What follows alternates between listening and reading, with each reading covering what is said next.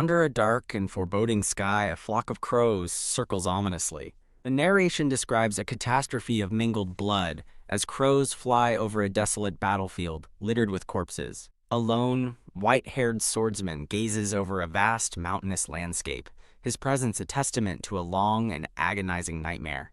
Muscular, blonde-haired warrior stands determinedly, facing a distant, burning pagoda nestled in the mountains. The white-haired figure walks alone through a desolate, snowy expanse, leaving a trail of purple energy in his wake. A single sword hangs in the air, symbolizing the declaration of unity among the absolute rulers of each faction. 19 years have passed, and while the ignorant call this an era of peace, those who know the truth understand the darkness that lurks beneath. In the present day, a long-haired man walks through a moonlit city, reading a book as a secret war rages on. He reads a report detailing corruption within the divine sect, including embezzlement, leaking documents, and unauthorized surveillance. With a sharp snap, he closes the book, a smirk on his face as he thinks that these rats deserve to be punished for generations. He looks down upon kneeling guards, disgusted that they would dare engage in espionage in the sacred land of Mount Tian. A confident, knowing smile plays on the long-haired man's lips as he holds the damning evidence. A guard with a top knot aggressively points at the long-haired man, demanding he leave immediately. The long-haired man stares back coolly, unfazed, and confirms that he knows this is the residence of 5th-rank Ghost Yangwu, deputy commander of the military corps. The long-haired man dismisses further talk and demands the door be opened, shocking the guard, who calls him an insane lunatic. The second guard grabs the first guard's face, his own eyes glowing with a sinister red light as he menacingly asks if he'll open the door. Now under some form of control, the second guard placidly agrees, stating, "I obey the command." The second guard shoves his companion to the ground, leaving the first guard stunned and questioning what is happening. Realizing he's been betrayed, the fallen guard watches in horror as his former ally draws a sword to strike him down. The long-haired man watches with a cold, detached expression as the disloyal guard is presumably cut down. Now flanked by his two new loyal followers, the long-haired man stands over the defeated guards.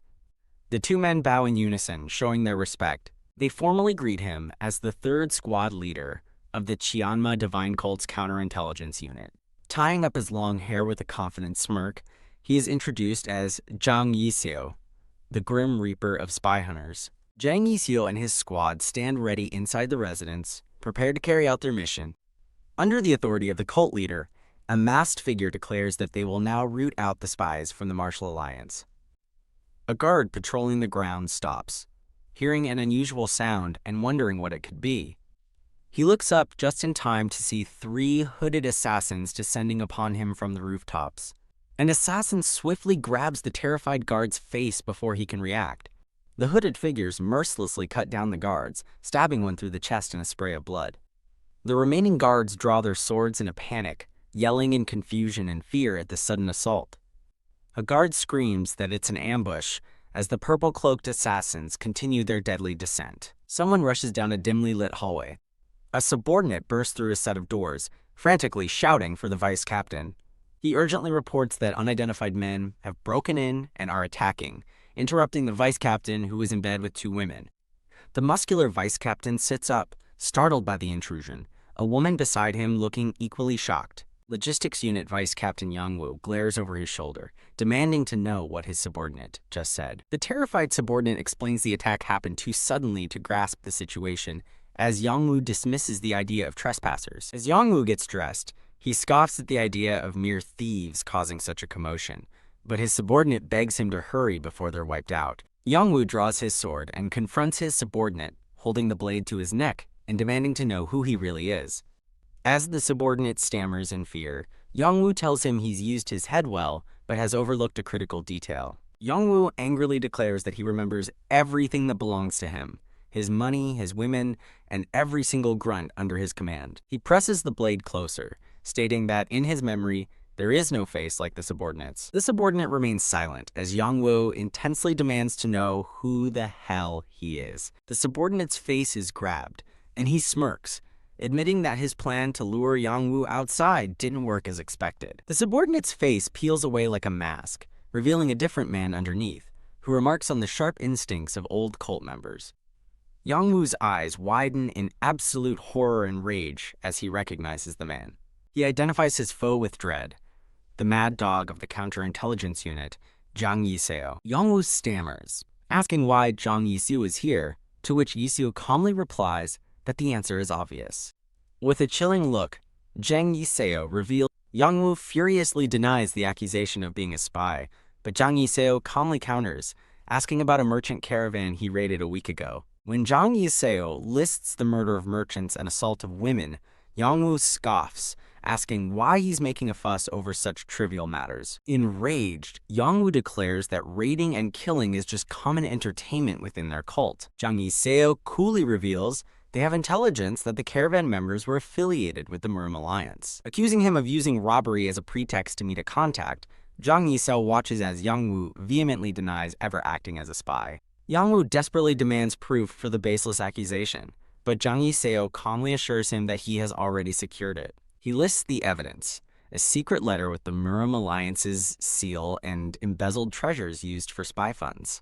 Zhang Yiseo credits his competent subordinates, who stand guard over the damning evidence. Yangwu panics internally, wondering how the Alliance's letter and spy funds got into his house and realizing something is terribly wrong. Convinced he's been framed from the start, Yangwu desperately wonders who could have set him up, unaware of Zhang Yiseo's sinister, glowing-eyed smile. A wave of absolute terror washes over Yangwu as the gravity of his situation sinks in. A sharp thud echoes as his hand slams down in frustration. Was it Yangwu screams, lunging forward with his sword drawn in a desperate, furious attack. Convinced he's found the culprit, Yangwu swings his sword at Zhang Yiseo, screaming that he's the bastard behind this filthy trick. Got to Yangwu's shock, Zhang Yiseo effortlessly stops the blade with just 2 fingers. With a single powerful move, Zhang Yiseo shatters the sword and sends a shockwave through his opponent. He casually throws the stunned Yangwu across the room. Zhang Yiseo brutally stomps on the fallen vice captain's chest, mocking his pleas of trickery. Towering over the defeated man, Zhang Yiseo scolds him for daring to utter such nonsense before a captain who serves the cult leader directly. Unrolling a scroll, Zhang Yiseo commands Yangwu to accept his fate as he delivers the cult leader's message. The decree is read over Yangwu's beaten form, stating that the informant's truth about him is regrettable. As the decree promises a fitting punishment, Yangwu grits his teeth in silent fury. Silence, Zhang Yiseo screams as a hidden blade flies through the air, slicing the scroll in 2. Unfazed, Zhang Yiseo watches the spy struggle to his feet, questioning his audacity to defy the cult leader's decree. The narration confirms the situation. Spy Yangwu has resisted the arrest order issued by counterintelligence 3rd Captain Zhang Yiseo. In a desperate bid for freedom, Yangwu leaps from the building and begins to flee across the rooftops. He flees in terror, knowing that no one accused by the mad dog Zhang Yiseo has ever escaped alive. Smashing through a window, Yangwu decides running is his only chance at survival, vowing to clear his name later. His frantic escape across the rooftops continues as he pushes himself to survive. But his flight is cut short as blood suddenly erupts from his neck. A razor-thin wire, nearly invisible, slices deep into Yangwu's chest, stopping him cold. Gurgling in shock, he's violently yanked backward by the wire embedded in his throat. Helpless, Yangwu is pulled through the night sky, a puppet on a string under the full moon. From the shadows, Zhang Yiseo masterfully controls the deadly threads, his focus absolute. Yangwu cries out as the wires tighten, biting deeper into his flesh. With a slight clench of his fist, Zhang Yiseo prepares to deliver the final blow. He pulls his hand back with blinding speed, the threads tautening instantly. The wires slice through Yangwu's body, instantly dismembering him in a gruesome explosion of blood. The verdict is swift and absolute, instant kill. As his severed head falls, Yangwu's last thought is a desperate question. WH. Who? His dismembered corpse tumbles through the air, his final, silent plea asking who ordered his death. The bloody remains crash onto the rooftop as Zhang Yiseo stands over them, his work complete. Zhang Yiseo remains silent, his face an emotionless mask in the moonlight. A cruel smirk appears as he tells the dead man, "That's the wrong question." Turning to his men, he explains that Yangwu should have asked why it had to be him. In a dark memory, he stands over a massacre, reflecting that being falsely accused and unfairly killed is a common occurrence. Pressing his hand against a window, he thinks of his time in this damned demon cult. His true identity is revealed. Zhang Yixio, a spy dispatched from the Murim Alliance, playing the part of a counterintelligence captain. The scene shifts to the vast, snowy mountains on the outskirts of the Qianma divine cult's territory. A lone figure trudges along a treacherous cliffside path, pulling a small wooden cart through the snow. With a heavy creak, Zhang Yixio pulls his cart to a secluded wooden building, his secret hideout. Inside, he sighs in relief, complaining that sneaking the heavy cart nearly dislocated his shoulder and was the toughest labor he's ever done. He smoothly pulls the cover off his prize, a confident look on his face.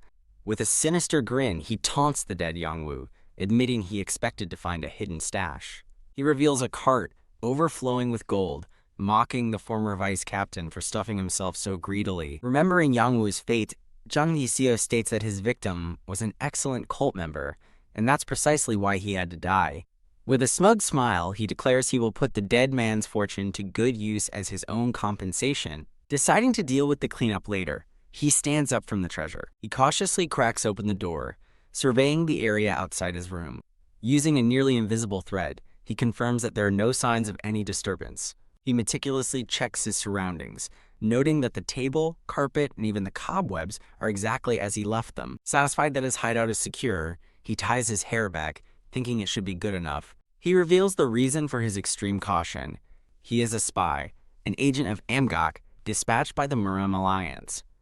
A flashback explains that 19 years ago, the distrustful Murim Lord established a secret organization to prepare for the future. This organization selected its members through rigorous training to carry out numerous covert missions. Only a handful of these elite members were sent deep into enemy territory to lie in wait for their orders. With the shadow of a mask on his face, Zhang Yixio confirms that he is one of these deeply embedded agents. Back in the present, he sits on his bed, annoyed as he thinks about the very mission he's supposed to be on. Clenching his hair in frustration, he fumes over the fact that he still hasn't received his orders. He reflects that while having money and subordinates is fine, living for 14 years without a single supply run is ridiculous. He begins to think that, thanks to a skill he's learned, he's managed to get by, but then pauses abruptly. His eyes glow as he reconsiders his situation, ominously thinking, or so I thought. His senses on high alert, Zhang Yixio looks up toward the ceiling. Perched silently on a wooden beam above is a mysterious, blue-hooded figure. Their eyes meet as Zhang Yixio warily wonders who the hell this intruder is. He remains perfectly still on his bed, waiting for his opponent to make the first move. In a sudden blur of motion, he lunges from the bed to attack. He unleashes a powerful blast of purple energy from his hand toward the rafters. His expression turns to one of surprise, as the attack seems to strike nothing but air. Stunned, he lands on the floor, wondering how the intruder disappeared and how he failed to track his movements. The red-eyed assassin appears instantly before him, lunging forward with a devastating punch. Zhang Yixio's eyes widen as he sees the fist about to connect. A splash of blood grazes his eye, and he realizes this is no ordinary opponent, and he can't afford to let his guard down. The hooded man relentlessly presses his attack with another powerful punch.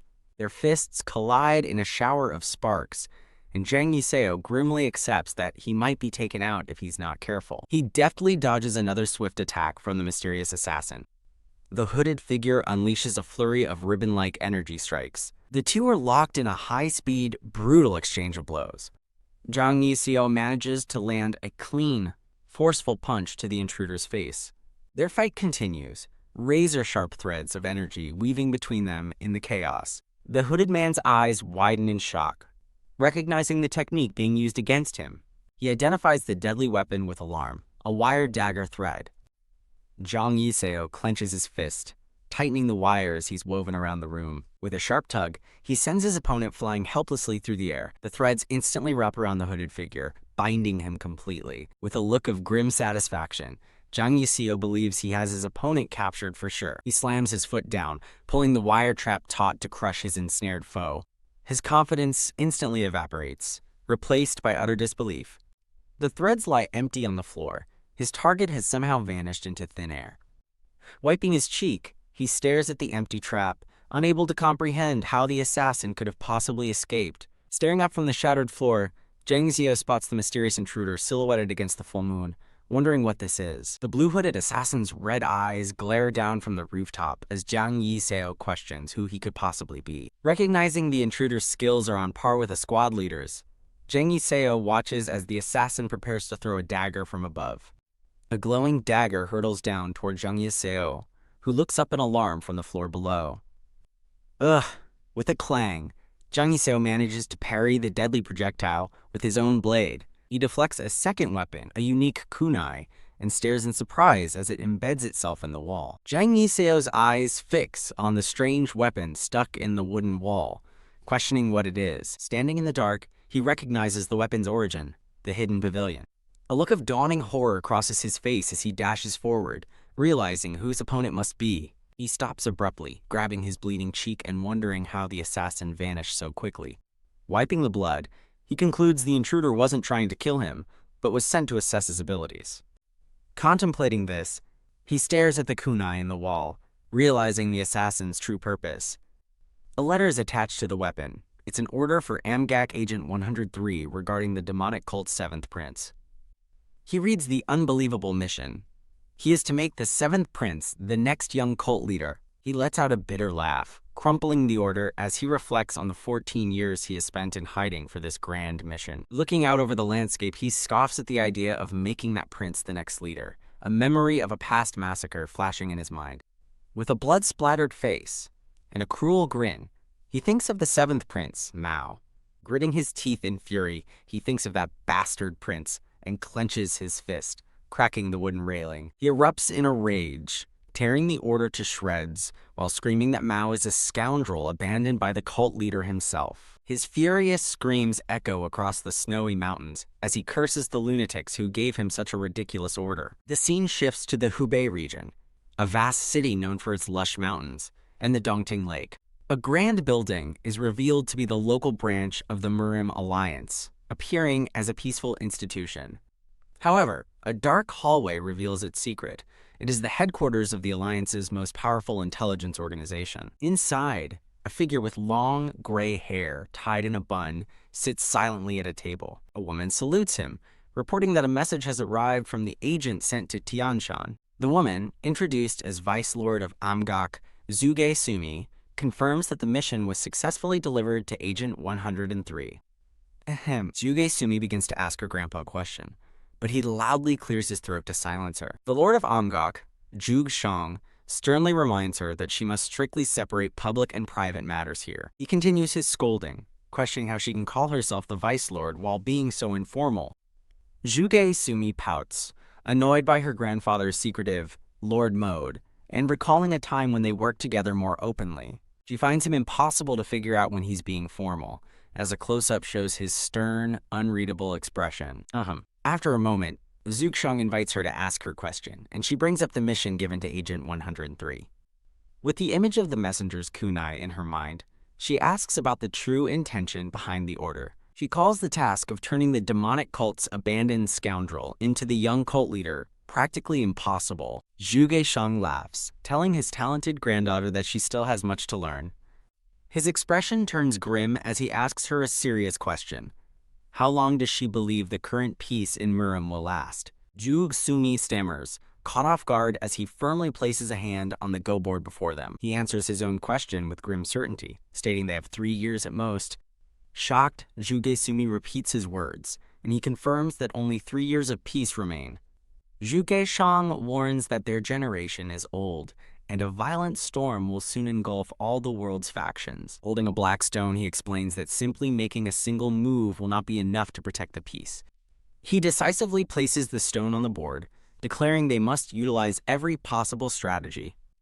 Zhuge Sumi stares at the glowing stone as her grandfather begins to explain his grand plan. The board transforms into a larger strategic map, where Agent 103 is just one piece among many clever moves they have prepared. Zhuge Shang reveals the heavenly demon, Jin Uguang, will soon choose a successor from among his 7 children. He outlines the 3 strongest contenders: the ruthless first son, the loyal second son, and the brilliant third daughter.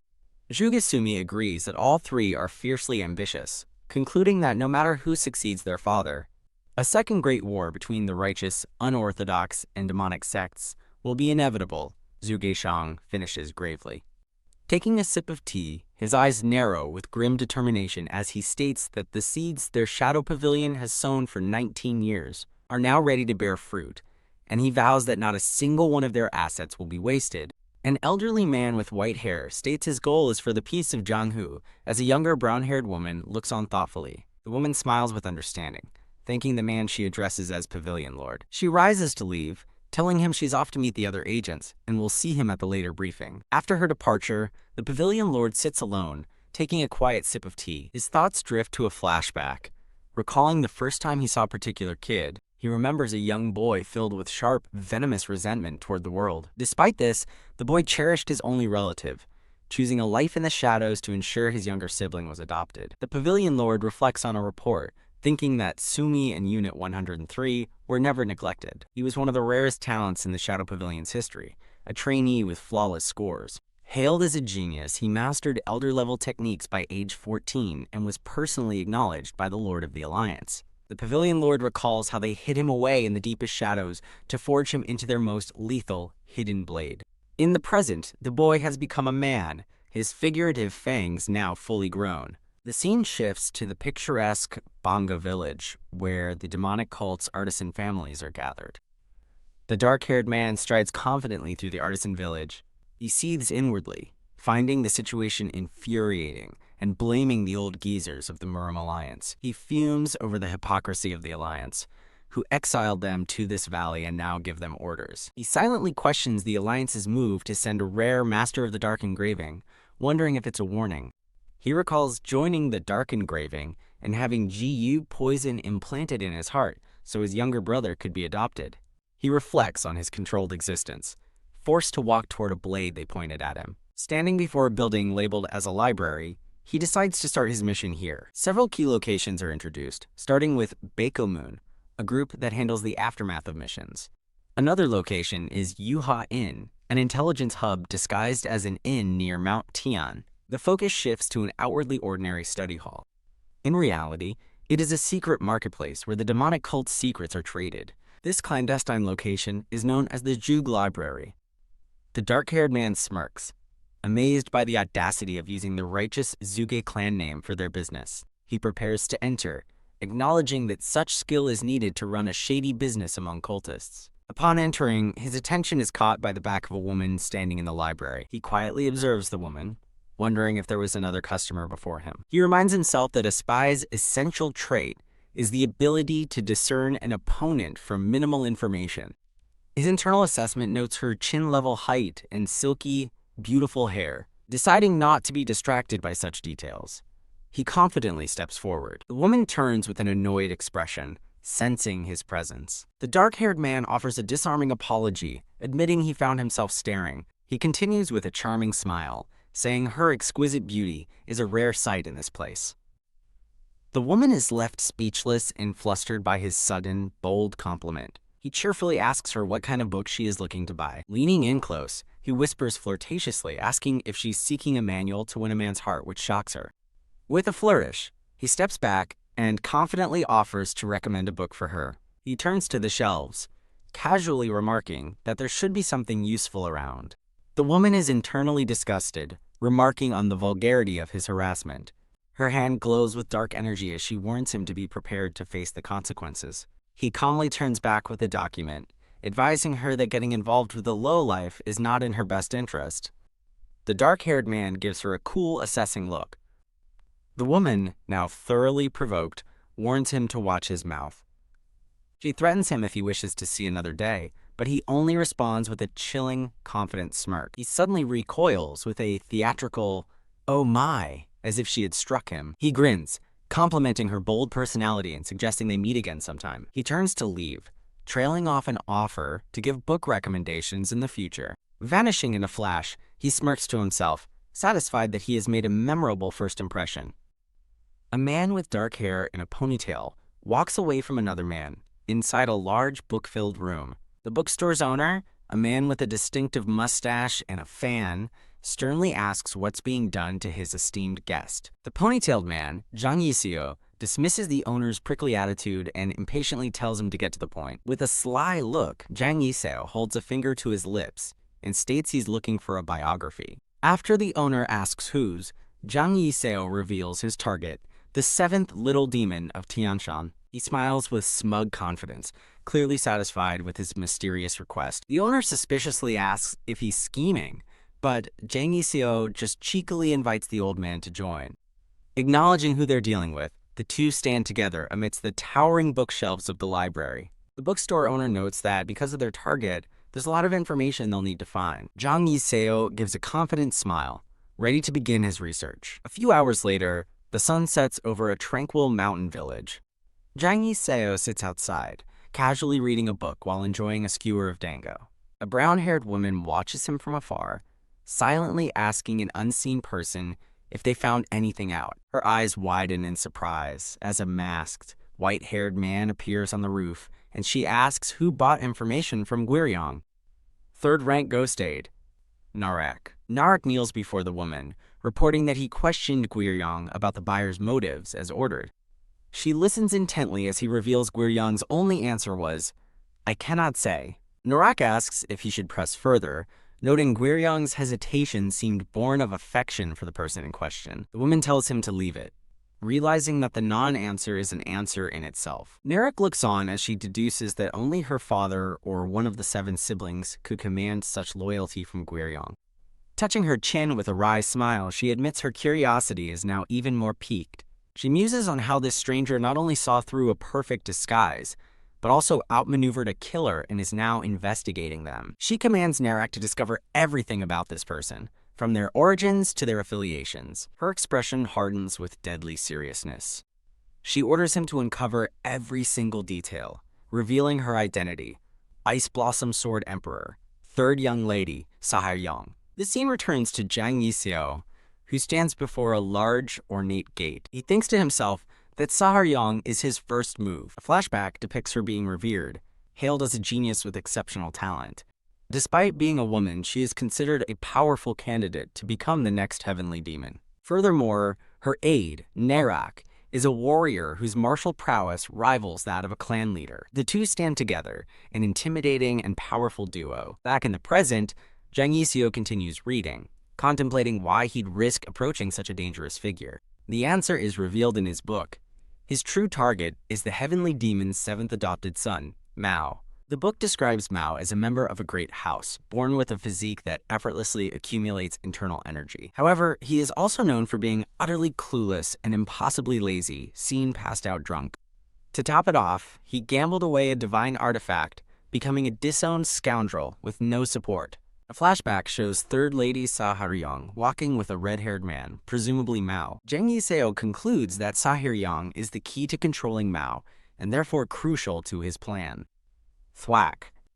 He snaps the book shut with finality. He leans back, sighing as he doubts that the formidable third lady had a good impression of him.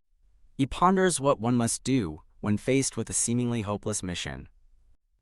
A shovel strikes the frozen ground, as he realizes the first step is to decide quickly what must be done first. As he begins to dig in the snowy landscape, he acknowledges that even as a scoundrel, the 7th young master is a top-ranking figure he can't underestimate. As a mere 7th-grade ghost, Mao is so far above him that he can't even approach him directly. With that, he realizes the first condition for his mission is crystal clear. He must secure the position as Mao, the 7th young master's aide. Fortunately, the position has been vacant for years, giving him a real shot if his application is approved. His only obstacle is the creepy head of counterintelligence, who won't let him go easily. To solve that problem, he decides he'll have to resort to a bribe, unearthing a buried chest. Zhang Yixio narrates finding an abandoned well while searching for a place to hide embezzled wealth. He recalls that at the time, he never imagined what was hidden inside the well. Beyond a glowing doorway lay a miraculous opportunity. Zhang Yixio smirks, greeting an unseen entity after a long time. The glowing words, "Heavenly Demon," appear as he says it's good to see them again. He stands on a high ledge, declaring this grand hidden chamber as his heavenly demon vault. Giddy with delight, Zhang Yixio admires his piles of treasure, gloating that it's even more beautiful because it was stolen from the demonic cult. Admiring his reflection, he muses that this level of wealth is unattainable even for the Murim Alliance. After pondering his options, he spots the perfect item among his treasures. He selects a masterpiece sword, its hilt and guard crafted from pure gold. Holding the Jimsak blade aloft, he smiles, ready to use it for his plan. He thinks that for a man obsessed with gold and swords, this gift will be more than enough to drive him mad. Satisfied with his choice, he sheathes the blade, planning to leave with it at daybreak. Sword on his back, he approaches a large, carved door, deciding to challenge it once more. He stands before the imposing structure known as the demon wall. Taking a deep breath, he prepares himself for the trial ahead. He draws a gleaming white dagger, the White Thunder. The blade crackles as he channels a demonic art, transforming his internal energy into lightning. Preparing to unleash the thunderclap technique, he inhales sharply as his eyes glow with power. A brilliant bolt of lightning energy surges forward from his dagger. He slams the lightning-charged dagger into the ground, causing a powerful shockwave. With a determined look, he directs the crackling lightning from his hand into the demon wall's carvings. Straining, he pushes more energy into the wall, thinking he just needs a little more. Gritting his teeth, he struggles to channel his power. As lightning fills the intricate patterns on the wall, he focuses on filling the eyes of the carving. He pours his final burst of energy directly into the carving's eyes. A violent explosion of energy erupts from the demon wall. He cries out as the powerful backlash sends him flying backward. Crashing to the floor, he laments that this was his 9,820th failed attempt, cursing his problematic body. He explains his 9 apertures physique, where holes in his dantian cause all his gathered internal energy to leak away. Thanks to the elixir, Thunderlord Ginseng, his body adapted to thunder energy, but he has been unable to progress since. Clenching his fist, he knows that a great transformation awaits him if he can ever completely fill the mural with thunder energy. Resigned for the day, he accepts that there's nothing more he can do for now. Stretching, he decides to be optimistic about tomorrow and casually wonders what he should have for dinner. The scene shifts to the impressive Counterintelligence Corps headquarters. Inside, a man's hands tremble as he holds a cup, unnerved by the arrival of an unexpected guest. He is introduced as Guillaume Saik, the 4th-rank ghost and leader of the Counterintelligence Corps. Guillaume Saik looks up, politely asking his guest for the reason for their visit. His visitor is revealed to be a woman with dark, wavy hair, whom he addresses as the 3rd young lady. She sits across from him with her white-haired attendant as Guillaume Saik asks if his presence makes her uncomfortable. Guillaume Saik chuckles, humbly remarking that a mere subordinate like him has nothing in common with the young lords. He claims to simply follow orders, but the 3rd young lady retorts that he should be well compensated, given the value of his life. Getting straight to the point, she states that pleasantries are not the reason for her visit. Guillaume Saik flinches, startled by her sudden change in tone. The 3rd young lady looks at him intently, asking if he was the one who sent that man. Her pointed question hangs in the air, demanding an answer. Startled, Guillaume Saik questions her accusation, clarifying if she means Zhang Yiseo, as she states only the chief would dig into their affairs. The 3rd young lady denies giving such an order, finding the entire situation dumbfounding. Guillaume Saik considers this, reflecting that Zhang Yiseo's frivolous behavior is merely a facade. He recalls a time when a masked Zhang Yiseo stood over a pile of corpses, a former candidate for the elite title of 2nd-rank Ghost Hall leader. A scarred warrior's martial prowess is revealed to be so overwhelming that he ranks among the cult's top 50 elders. Saharyong contemplates a potential conspiracy, suspecting someone has colluded with her brothers to deceive her. With cold determination, she concludes that the only right course of action is to exclude him immediately. Seated at a desk with Nurak behind her, she resolves to act, even if it means shedding blood. Elsewhere, a brown-haired man with a goatee senses trouble, thinking that some bastard has stirred things up again based on her actions. He remembers Zhang Yiseo as a money-obsessed, power-hungry, and utterly mad scoundrel, standing over a vanquished foe. Sighing with resignation, the man admits that while he knows trouble was caused, he has no idea what it's about. Saharyong addresses the brown-haired man, surmising he is here to investigate the man in question. The man thinks to himself that, despite his flaws, Zhang Yiseo is an absolutely brilliant problem solver. The 3 of them, the brown-haired man, Saharyong, and Nurak, stand in a tense, silent room.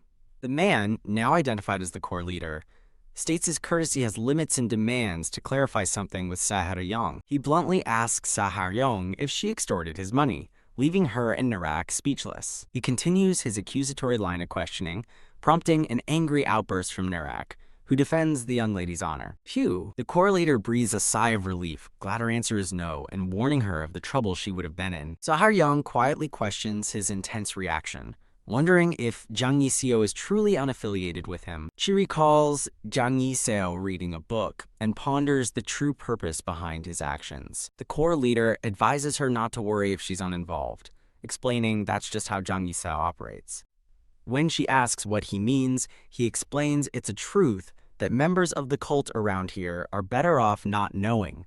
He begins to explain that anyone who got on Jang Yiseo's bad side was inevitably framed with irrefutable evidence and exposed as a spy. The core leader assumes she knows how things ended for them, sparing her the grim details. Taking a sip of tea, he calls Jang Yiseo a true professional at his dark craft. He offers a stark warning. Jang Yiseo is a relentless, mad dog who will bite and kill until the bitter end. He frames his words as the humble advice of a foolish mentor to his former disciple. He concludes by telling Saharyong that it's her choice whether to heed his warning or not. Saharyong stands, telling Narak to remember the warning and declaring she will reprimand Jang Yiseo herself. The core leader gives her a final ultimatum. If the man is innocent, he lives. But if not, they will never meet again. With a sharp, knowing smile, Saharyong asks if that isn't just the path for the chief himself to survive. Suddenly, Jang Yiseo bursts into the room with a cheerful, "I'm here," leaving the core leader frozen in shock. Startled, the core leader panics, wondering why the bastard who is supposed to be off work is showing up now. He frantically orders Saharyong and Narak to hide behind a folding screen, but Narak questions his rudeness. The core leader forcibly shoves them toward the screen, declaring it's the perfect chance for her to see the man she plans to reprimand. He pushes them into hiding, telling them to stay put while he figures out Jang Yiseo's intentions. As Saharyong and Narak stare in disbelief, he whispers for them to stay quiet. Jang Yiseo enters with a smile, playfully asking why no one is answering him. He notes the blatantly awkward silence as the nervous core leader takes a sip of his drink. Jang Yiseo slyly remarks that this is how spies react when they are caught, causing the chief to stammer defensively. The core leader demands to know why he's barging in, but Jang Yiseo cheekily replies that he never asks for permission. He then asks if the chief is hiding a woman, causing a stir behind the screen where Saharyong and Narak are concealed. Narak offers to punish the chief for his disrespect, but Saharyong calmly tells him to go along with it for now. From their hiding spot, she resolves to find out if Jang Yiseo truly has a connection with the counterintelligence chief. Jang Yiseo sits down, commenting on how unusually prickly the chief is today. He slides a document across the table, demanding a quick approval. The chief sighs, assuming it's a search warrant application. The chief asks who the vicious bastard is targeting on his day off, but Jang Yiseo dismisses the question. Grumbling, the chief picks up the paper, thinking it's a good time to ask a question of his own. His expression freezes as he begins to read the document's contents. Stunned, he stares at the paper while Jang Yiseo leans back with a smug look, asking what's wrong. The document is revealed to be a position transfer request, and the infuriated chief grips it tightly. Jang Yiseo mockingly asks if his chief is getting too old to read, wondering how he'll manage without him. With a wicked grin, Jang Yiseo asks, "Now?" before lunging across the room in a blur, striking with blinding speed. Lying on the floor, Jang Yiseo thinks that his chief has finally crossed the line. The core leader's face contorts with rage, accusing Jang Yiseo of pulling the cult leader's children into his schemes. Jang Yiseo is blasted backward, crashing into a small table as he desperately asks what he's done wrong. Whack! The chief swings his sword, slicing through the transfer papers as Jang Yiseo cries out in shock. On the ground, Jang Yiseo pleads for them to use words, claiming he's the one who feels wronged, while the chief thinks he's the wronged one for having such an underling. Holding a dagger to the torn document, the chief furiously questions why Jang Yiseo would want to go to that person without some hidden agenda. Tired of cleaning up his mess, the chief gives up and declares they should just die together today. Jang Yiseo dodges, sighing with exasperation that his chief still acts this way, even when he denies everything. The two men clash in a furious exchange of blades, their swords meeting with a blinding flash of blue energy. Crack! The chief's dagger shatters from the impact, its broken tip flying into a nearby screen. Stunned, the chief stares at his broken weapon and recognizes his opponent's weapon, the gold sundering blade. Zhang Yiseo holds the legendary blade, asking the chief where he got it, and then insists that he's being completely serious. The core leader is left speechless as Zhang Yiseo explains the sword is a desperate gift in case his words weren't enough to convince him. Zhang Yiseo offers the new sword, asking the chief to accept it and let go of an old sword like himself. With a determined smirk, Zhang Yiseo grips the new sword, thinking he must join the seventh young master, Mao, at all costs. A confused core leader asks for clarification as Zhang Yiseo explains he's made enough money and is tired of his low-ranking life. Pointing to himself, he reveals his plan. Becoming an aide to the Lord's children will let him jump straight to third-rank ghost status. He declares that's all he wants and it's time to seek honor, leaving the chief to curse him under his breath. With a confident grin, Zhang Yiseo declares his seriousness and charmingly asks his subordinate for help just this once. He tries to guilt the chief by mentioning the good times they've shared, but the chief angrily refutes the claim. The core leader strokes his goatee, reluctantly admitting that Zhang Yiseo at least doesn't seem to have ulterior motives. He concludes that even if Zhang Yiseo is innocent, being on the third young lady's list makes things difficult, so he should make him give up. The core leader stands in silent contemplation for a moment. He asks Zhang Yiseo if he'll regret this decision, but Zhang Yiseo dismisses the concern with a confident smile. Zhang Yiseo earnestly begs the chief, even asking for a recommendation letter, while the chief remains silently conflicted. After a moment of hesitation, the core leader firmly stamps the transfer request, approving it. He hands the approved document and a letter to a beaming Zhang Yiseo, who receives them with an excited, "Oh." The chief instructs him to find Madame Jin-san in Moon River Village, who handles the sentinel exam, as Zhang Yiseo thanks him profusely. Looking away, the core leader claims he's not doing this for the sword, but because encouraging a subordinate is his duty. He tells Zhang Yiseo to do a good job, prompting a soft, appreciative chief from the young man. Zhang Yiseo cheekily points out the chief is drooling over the new sword, telling him to wipe his mouth first. Clasping his hands in a formal gesture, Zhang Yiseo announces he'll be on his way. He reflects on enduring 20 years of hardship alone, feeling a little grateful as he clenches his fist, reminding himself not to forget who he is. With the new sword slung over his shoulder, the chief reminds Zhang Yiseo that he'll always be a member of his corps. He advises him not to be disheartened by others, adding that he knows better than anyone that Zhang Yiseo isn't that kind of person, causing Zhang Yiseo to look back with a moment of quiet understanding. Zhang Yiseo bows respectfully, thanking the chief for everything up to now as his former superior watches him go. After the door slides shut, the core leader confirms via sound transmission that he's delivered the message to Madame Jin-san. He tells her that Zhang Yiseo seems to only be driven by his own desires and questions, if her extreme measures are necessary. His message reaches Saharyong and Narak, as he addresses her directly as young lady. Narak reassures a pensive Saharyong, telling her that worrying so much is not like her. The core leader, hidden behind a screen, continues his message, stating that knowing Zhang Yiseo's impure purpose is a separate problem. Elsewhere, a woman with long black hair and red eyes smirks, thinking Zhang Yiseo should know how presumptuous he's being. Back in the hallway, Zhang Yiseo correctly guesses that this must be what the third young lady is thinking. He turns his head slightly, confirming in his mind that it has to be the third young lady behind this. Walking down an empty corridor, he reflects that a sentinel's position is not a role just anyone can or should seek.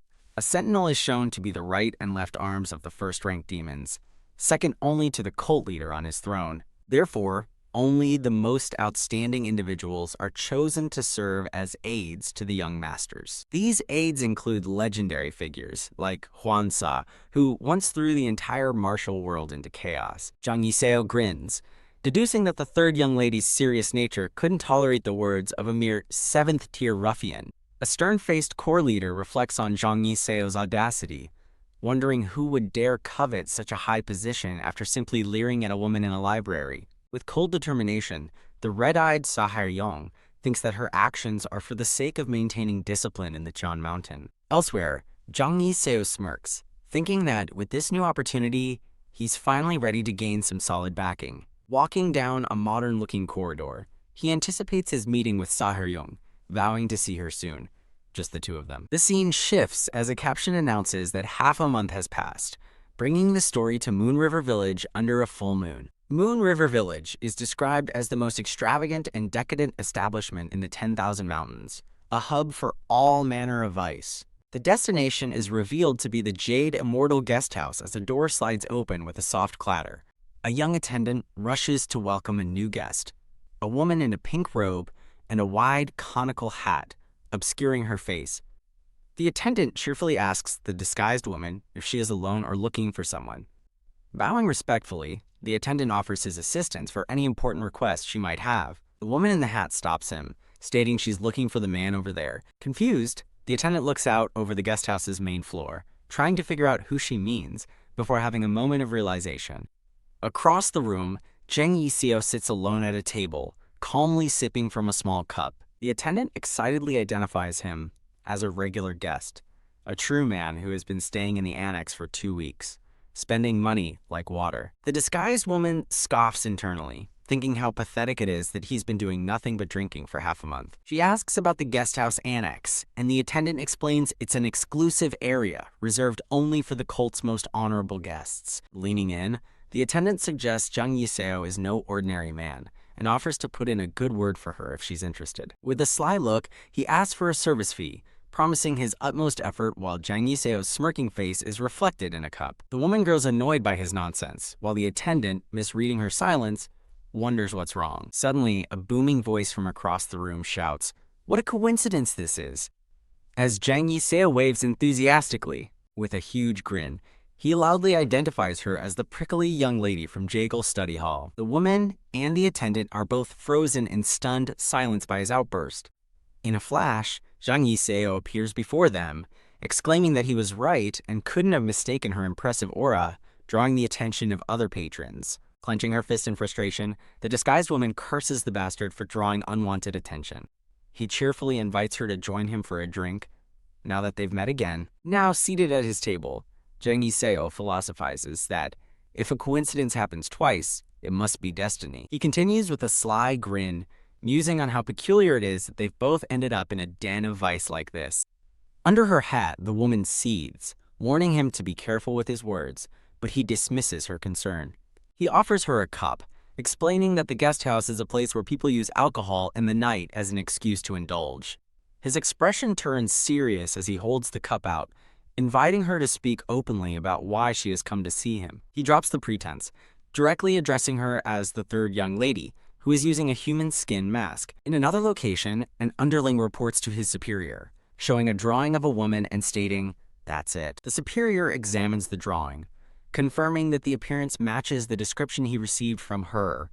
Exactly. He turns to his assembled men and orders them to get ready, declaring that in exactly 7 minutes, they will get rid of those things. His eyes glowing with a sinister purple energy. Back at the guest house, the two sit at the table in a quiet, tense moment. The disguised woman is shocked, reeling from his revelation and wondering how he knew her identity. As he calmly sips his drink, she continues to process the situation, questioning if he also predicted she would seek his help. Jang Yiseo suddenly laughs, brushing it off as a joke and asking why she's taking him so seriously. He reasons that it makes no sense for a noble young lady to be wandering around such a lowly village. He adds that if her identity were exposed, her secret adventures would become gossip on the streets. With a confident look, he concludes that the young lady would never be so foolish. He then gets straight to the point, asking her what she needs him to do, but she feigns ignorance. Leaning forward with a knowing smile, Jang Yiseo reveals his true purpose, stating it's because she is his real examiner. He presses further, asking if she'd rather be called by the fake name of Madame Jin San, leaving her completely stunned. Her red eyes flare with rage from under her hat as she realizes he saw through the entire deception. The narration reveals the truth. Madame Jin San doesn't exist, and the location he was sent to was a trap filled with cultists. She wonders how he could have known, and he calmly explains that intelligence work, investigating, searching, and interrogating is his job. Pouring another drink, he elaborates that, in his line of work, one eventually uncovers everything, even the deepest secrets. He explains that when a supposed examiner suddenly appeared in the artisan village, he smelled something fishy and decided to wait here instead. With a confident smirk, Jang Yiseo gestures toward his cup. Reflected in the drink, the disguised woman wonders if his explanation will answer the question she's been pondering. The third young lady reflects that if he had survived her trap, she would have spared and even recommended him, but his clever avoidance has surprised her. Taking a slow sip from her cup, the disguised woman considers his words. Speaking from the balcony, she compliments his clever thinking, but follows it with a stern, however. As a fearsome purple aura emanates from her cup, she chastises him, stating he should have obeyed the summons, as it was his duty to a superior. Jang Yiseo suddenly stands, startling the third young lady with his abrupt movement. Clasping his hands in a formal gesture of contrition, he sincerely apologizes for failing to fulfill his duty. He bows deeply, asking for forgiveness for his mistake. The third young lady is taken aback, surprised that he accepted his mistake so quickly instead of arguing. Still bowing respectfully, Jang Yiseo motions for her to fill the glass he now holds out. As she pours the drink, she demands he give her a reason to choose him as one of the young master's sentinels. From above, the scene shows him graciously pouring her a drink as they sit across from each other. Jang Yiseo confidently declares that he will make the young master he serves so powerful that he'll become one of the top 3 of the 7 within a single year. He then asks if his answer is sufficient, leaving the third young lady wide-eyed and stunned by his sheer audacity. Touching her chin thoughtfully, she internally scoffs at what she considers an absurd statement. She realizes his declaration is a vow to bring down either her or one of her 2 powerful brothers. She tells him she'd heard he was crazy and now believes the rumors, to which he cheekily thanks her for the compliment. The third young lady retorts that while anyone can make claims, having the skills to back them up is what matters. He readily agrees. Pouring him a full cup with a challenging smile, she demands that he prove it to her. She orders him to take care of some annoying rats as a group of menacing men appears, and Jang Yiseo laughs, accepting the order from his examiner. Jang Yiseo offers to cover the rear and asks which side she wants, prompting her to begrudgingly acknowledge his audacity in involving her. With a sharp clink, the 2 toast to the coming battle. Suddenly, a dozen assassins leap down from the rafters, surrounding them. An attacker shouts for his men to target the girl first, his mission clear in his mind. In a flash of purple light, a powerful blast shoots from the table and strikes the man dead center. The third young lady examines her hand as a dark, powerful energy swirls around it. The remaining assassins are stunned, shouting in disbelief that a mere cup killed their comrade and that she's far stronger than they were told. An attacker lunges, but she effortlessly catches his blade with her hairpin, stopping him cold. With brutal efficiency, she plunges the hairpin into his neck and chest repeatedly, blood splattering everywhere. The man gurgles his last breath, impaled and bleeding out. Her eyes glow with a terrifying red light, her expression one of cold fury. A terrified assassin throws a small, green orb, screaming for someone to save him. His plea is cut short as he's struck down mid-throw. The orb explodes in a cloud of green mist, catching the third young lady by surprise. Jang Yiseo shields himself, quickly realizing the mist isn't poison, but something else entirely. She grunts in pain as the mist proves to be a skin-melting acid, realizing assassination was never the goal. The true horrifying plan dawns on her. They meant to expose her identity and shame her as a lust-crazed noblewoman. Gritting her teeth, she seethes with rage at her brothers for stooping to such petty, dirty tricks. Jang Yiseo calmly remarks on the rudeness of these bastards. In a flash, he appears behind her, gently shielding her melting face and chiding the attackers for disrespecting a lady. He holds her close, looking down with a soft expression as he asks, "Isn't that right, Examiner?" The camera pans over the aftermath. The assassins are all dead, lying in pools of their own blood. Looking up at him, the third young lady is shocked that he dispatched all the attackers in such a short time. As he offers a slight, confident smile, she concludes that he's not all talk after all. He gently pushes her back, giving her space. Her face now wrapped in bandages, she instructs him to come to the 7th young master's palace in 4 days. Through the slits in her bandages, her piercing red eyes command him to keep his promise. With a final threat to rip his tongue out if he fails, she vanishes in a blur of motion. Jang Yiseo watches her leave, a knowing smirk on his face as he confidently replies, "I know." Jang Yiseo stands amidst bloodstains, wishing Madame Jin-san's safety. An ornate, multi-tiered building is brightly lit under a dark night sky. A woman asks if the corpses were properly disposed of, and a man confirms they were taken care of to avoid future problems. The man reports to his master that preparations were made as ordered, but worries it won't be enough, while his master dismisses his concern. Zhang Yixio smirks, noting that all of the guys acted their part well. Zhang Yixio grins deviously, pleased that everything went just as planned. Zhang Yixio sits, reading a book, while a woman in a pink dress stands before him. Zhang Yixio, flipping pages, observes from the sales ledger that performance has increased again in such a short time. Zhang Yixio praises the woman, now identified as Hongran, for her extraordinary efforts, and she humbly replies that his words are too kind. Chui Hongran, the proprietress of Chui Xianru, smiles coyly. Chui Hongran internally reflects that her efforts are to repay Zhang Yixio's kindness, as he made her who she is today. Zhang Yixio playfully dismisses Chui Hongran's talk of kindness. Zhang Yixio, with a serious gaze, states their relationship is for mutual benefit, though he understands her deeper sentiments. Narration reveals the woman, now identified as Mo Yongran, was kidnapped by the demonic religion and is considered missing in the Murim world. A flashback shows Zhang Yixio rescuing a young Mo Yongran from a cage during a past mission, beginning their long association. Narration explains that with Mo Yongran's intelligence and his support, she became the proprietress of Wulha village and his right hand. Narration defines their relationship as a mutually beneficial arrangement, where they both gain advantages from each other. Zhang Yixio observes that Mo Yongran's thoughts might differ, but decides to overlook it. Zhang Yixio asks Mo Yongran to share the information gathered at Chuisonru. Information is acquired through local informants or covert organizational support, showing two men.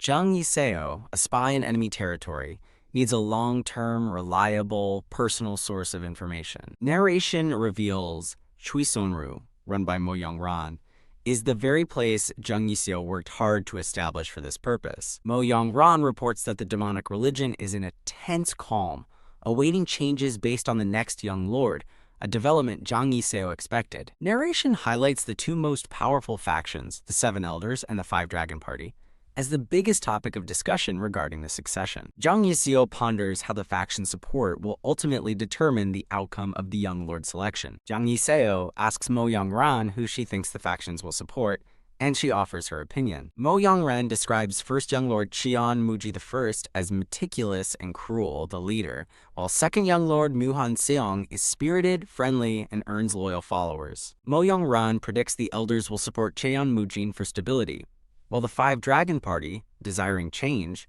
will back Muhan Chenxiang, leading to a divided power structure, which Zhang Yixio acknowledges. Zhang Yixio asks Mo Yongran about the fate of the third young lady, knowing her deep trust with the leader, but Mo Yongran remains silent. Mo Yongran states that the third young lady possesses outstanding qualities, but this will only lead to her further isolation.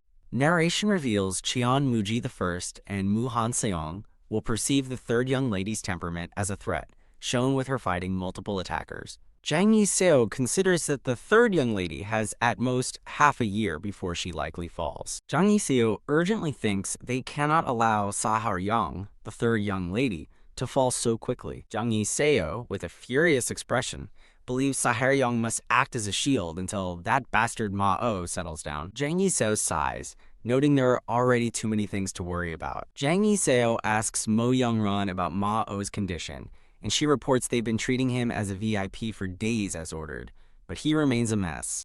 Mo Yongran explains Ma-O comes daily with ruffians for drinking and entertainment. Mo Yongran notes the significant damage to their establishment, while Zhang Yixio, grabbing a ruffian, questions Ma-O's inability to control his nature. Zhang Yixio instructs Mo Yongran to continue accommodating Ma-O for now, planning to strip him of every last penny and get it all back later, with a devious smirk. A few days later, the scene shifts to a gloomy bamboo forest at the southern edge of Wulha village. A path leads deep into the bamboo forest, revealing a building in the distance. An ominous-looking manor is clearly visible within the bamboo forest. A messenger in a straw hat expresses regret about coming to the ominous manor. The messenger, facing a seated man, states he only received orders to deliver a message to the seventh young lord. The seventh young lord, looking angry, demands the messenger nobody repeat what he said. The startled messenger reveals that the third mistress herself is sending an aide. The seventh young lord angrily grabs the messenger, who continues to explain the third mistress's orders to warmly welcome this top talent, selected through rigorous testing. The enraged seventh young lord shouts at the messenger for babbling nonsense and demands why he should welcome them warmly. The seventh young lord, with furious eyes, asks if the messenger knows how all previous aides were chased away. The enraged 7th young lord squeezes the messenger's face, demanding to know how long it took past aides to leave in tears, as the messenger struggles for breath. Still, he thinks, since she sent him, he can't kick Jang Yiseo out immediately, even though he doesn't want him. The man in the hat asks what this guy's name is. It's Jang Yiseo, he learns. They must have some position at least, he thinks, drinking. But given what happened, probably not a sect leader. The man's eyes narrow. They're a unit leader, sir. 3rd unit leader of the counterintelligence unit, which causes the man to pause. Unit leader isn't even close to sect leader, he scoffs. That's way below, even beneath one of those lackeys. Well, yes, that's right. She wonders if this kid has any backing, or is an illegitimate child of some prestigious family. No, as far as I know. They're probably a commoner from the suburbs, he thinks, with electricity sparking around him. Ha ha, the man laughs, so a perfect match for a bottom feeder like him is coming. Ah, the man says, he sees, and wondered why he suddenly had an aide. Big sister must have noticed her little brother's poverty lately. He thinks that must be it, otherwise that wise person wouldn't have picked such an unheard of guy as an aide. He happily exclaims that he thinks so too, calling this great and thinking that he's gonna love this. He says that when he arrives, he will strip him down to his underwear and kick him out naked so he doesn't have to worry about booze money. Now that that's settled, he says, go away. Make sure to tell Big Sister he's grateful, and the other man confirms that he understands. The man tells him to leave his money too. Everything you've got, he demands, holding his hand out to the other man, who asks, yes. The man in the hat walks away, sounding steps going to the house. Damn it, he curses, this is why he didn't want to come here, as he clutches the bag of money. That good for nothing. He's even more of a blockhead than rumored, the man thinks, concluding his mind wanders a bit too. Then again, now that he's seen him, he just seems like an immature brat, concluding it's a bit ambiguous. Well, I guess it's fortunate for him, he thinks, because if he had been an outright unbearable piece of trash, he would have considered killing him, the man thinks, with a sinister expression. Smiling, he thinks it's fine to empty his pocket, but how dare he empty his pocket, he angrily thinks from the ground. The man coughs as he lies on the ground, thinking, "Coo, this bastard." Blue energy surrounds a masked figure standing over the wounded man, who asks what he's doing right now. The masked figure thinks he can't let this slide, and it's time for Big Brother to teach the man a lesson. Murim Alliance Hubei branch headquarters. A veiled woman sits surrounded by scrolls, reading. The woman with the veil confirms the infiltration operations in each region are progressing smoothly. At this rate, she believes, they should be able to establish a more solid information network on the evil sects and demonic religion side. She wonders why she wears a mask when she's the only one who can come in here anyway, then questions why she can't turn on the lights, as her eyes hurt so badly. She says, looking at Braille and specialized ciphers, there's not a single thing that's easy to read, and she won't have any eyes left at this rate. She asks if she should just change jobs, as she's starting to get sick of just smelling dust in this gloomy place. She notes that this is from that AMGAC Agent 103, wondering if they are doing something after all. The woman asks what it says. Her eyes widen in shock. Entering the palace, shocking the woman. Entering the palace, she asks, does that mean they've gotten into the 7 small palaces, and how long has it been since they sent them on the mission? She questions if they're really trying to make that good-for-nothing 7th young lord the next religion leader. Jang Yiseo stands at a distance and then walks towards a building. Jang Yiseo notes he noticed the state of things when he came as a messenger before, but Jang Yiseo comments on the overgrown weeds in the courtyard to the scattered trash everywhere. Jang Yiseo concludes, this place is just a completely abandoned house. Jang Yiseo thinks, walking, about what Mao is up to. Jang Yiseo thinks it's unusually quiet in this household, even for one without any family members. Don't tell him that guy, Jang Yiseo wonders, even though it's high noon. Is he still in bed? Jang Yiseo thinks, looking through the window. Jang Yiseo speaks, asking the 7th young lord if he is in there, and identifying himself as his recently appointed aide. Jang Yiseo asks if he could spare a moment of his time. Mao says, come in. Jang Yiseo stands stoically, uttering, excuse me, as a powerful impact radiates beside him. The 7th young lord, with hair flowing, unleashes a powerful, energy-infused punch. The 7th young lord grins menacingly, mockingly welcoming his opponent, and demanding they leave after paying. The 7th young lord lunges and aggressively grabs Jang Yiseo's arm, threatening him with a beating. The 7th young lord stares in confusion, questioning what just happened. The seventh young lord's eyes widen in shock, realizing Zhang Yiseo had skillfully dodged his attack. Zhang Yiseo counters, powerfully striking the seventh young lord and sending him flying through the air. The seventh young lord grimaces and coughs, clearly in pain from the impact. Zhang Yiseo delivers a forceful kick, launching the seventh young lord backward amidst glowing energy. The seventh young lord gags, crumpled, as Zhang Yiseo smirks confidently behind him. Zhang Yiseo, with a sly smile, acknowledges the seventh young lord is formidable and cannot be easily dismissed. A narrative panel explains the demonic religion's structure. 3 prestigious families, Heaven, Thousand, Hemp, and Ming, monopolize elder roles and directly assist the leader. Narration introduces First Elder Ma Il-seong of the Ma family, a powerful figure who ascended over 4 generations, depicted with a fearsome dragon. Narration confirms the seventh young lord's lineage from a prestigious demonic religion bloodline.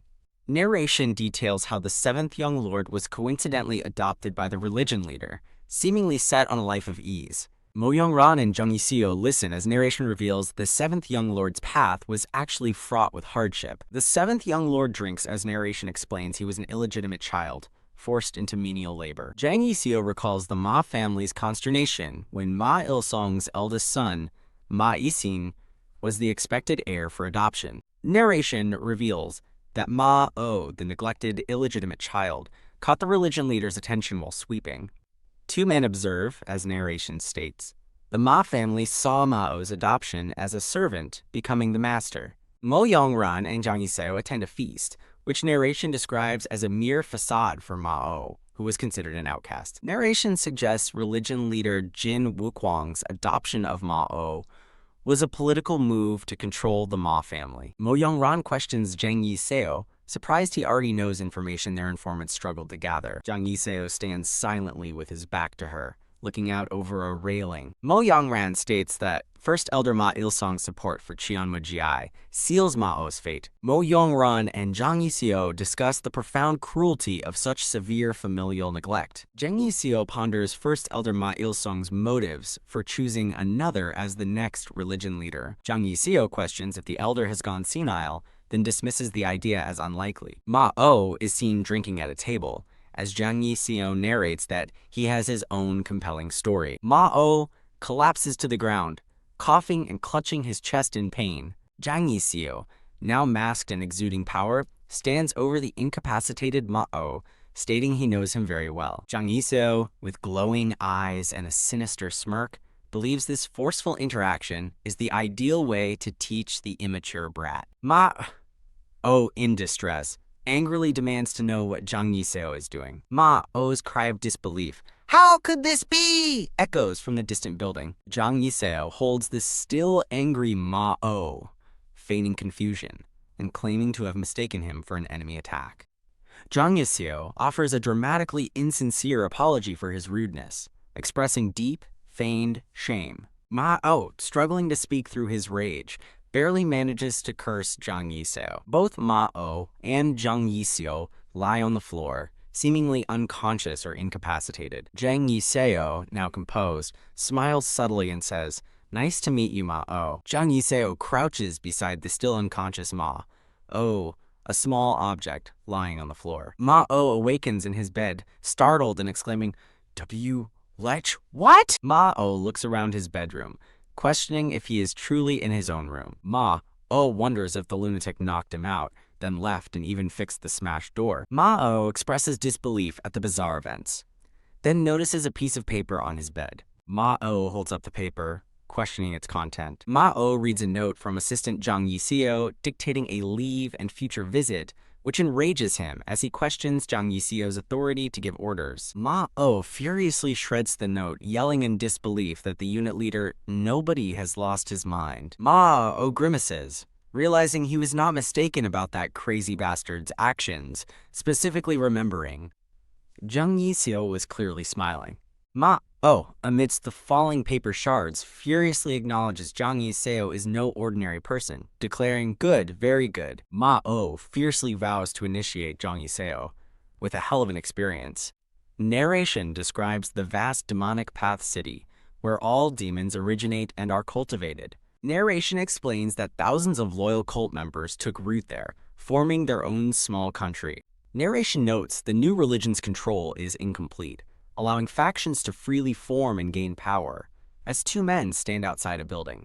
Narration introduces the Black Dragon faction of Yang Tae, a former 6th grade ghost who has long dominated Manhwa village and built a solid foundation. Yang Tae, a man with long red hair, appears composed, sitting with his arms crossed. Yang Tae asks an unnamed man why the mood is so strange, pondering if his own skull is bothering him. Yang Tae, sitting with his men playing a game, asks an unnamed man what brings Ma-O to their humble place, offering him to join their gambling. Yang Tae angrily asks the man if he looks like he's in the mood for games, making him immediately apologize. Yang Tae dismisses the apology, stating he has an errand for the man, requiring him to deal with someone bothering him. Yang Tae reveals the person is Jang Yiseo, who is to be Ma-O's aide, causing his two men to gasp in shock and question the implications. Yang Tae's men are horrified, realizing Jang Yiseo is a 3rd grade ghost and a monster, questioning how they could possibly catch him and asking about a quote-quote puppy's funeral. Yang Tae sits silently while a man reports they've already accepted another job, making it difficult to start immediately. Yang Tae's fist clenches, then he smashes the table violently, causing the gambling tokens to fly and the wood to splinter. The man gasps in terror, realizing Yang Tae broke a 200 jun steel-reinforced table with bare hands, as Yang Tae fiercely asks if he has no time. Yang Tae's intense gaze makes the terrified man insist they have plenty of time.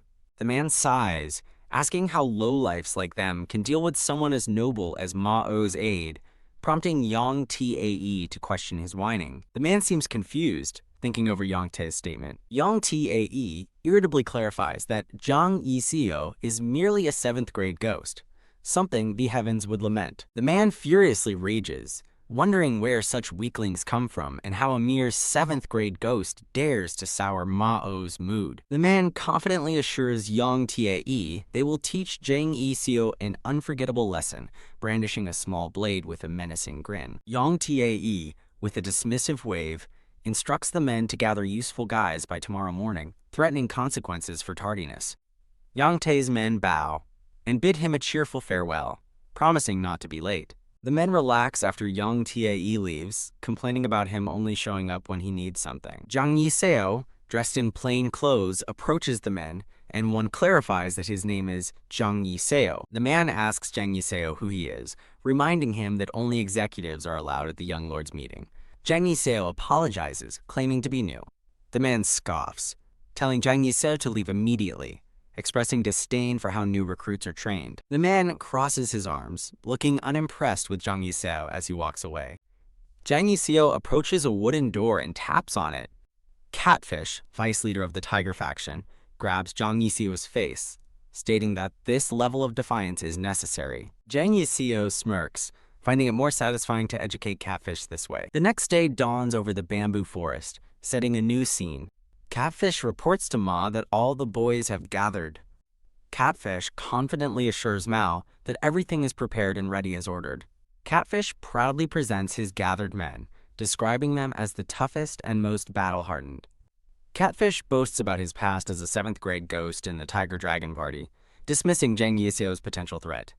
Catfish guarantees Jang Yiseo will be on his knees, begging for mercy or even wet himself. One of Catfish's men interrupts him, wide-eyed with urgency, calling out, "Boss!" Ma-O and Catfish look up in shocked realization. Jang Yiseo stands over several defeated men, his hair flowing in the wind. Ma-O smirks, noting the arrival of the so-called unit leader. Catfish charges at Jang Yiseo, loudly calling his name. Catfish aggressively asks Jang Yiseo who he is, and if he's been disrespectfully cozying up to the 7th young lord, revealing himself as the vice leader of the Tiger faction.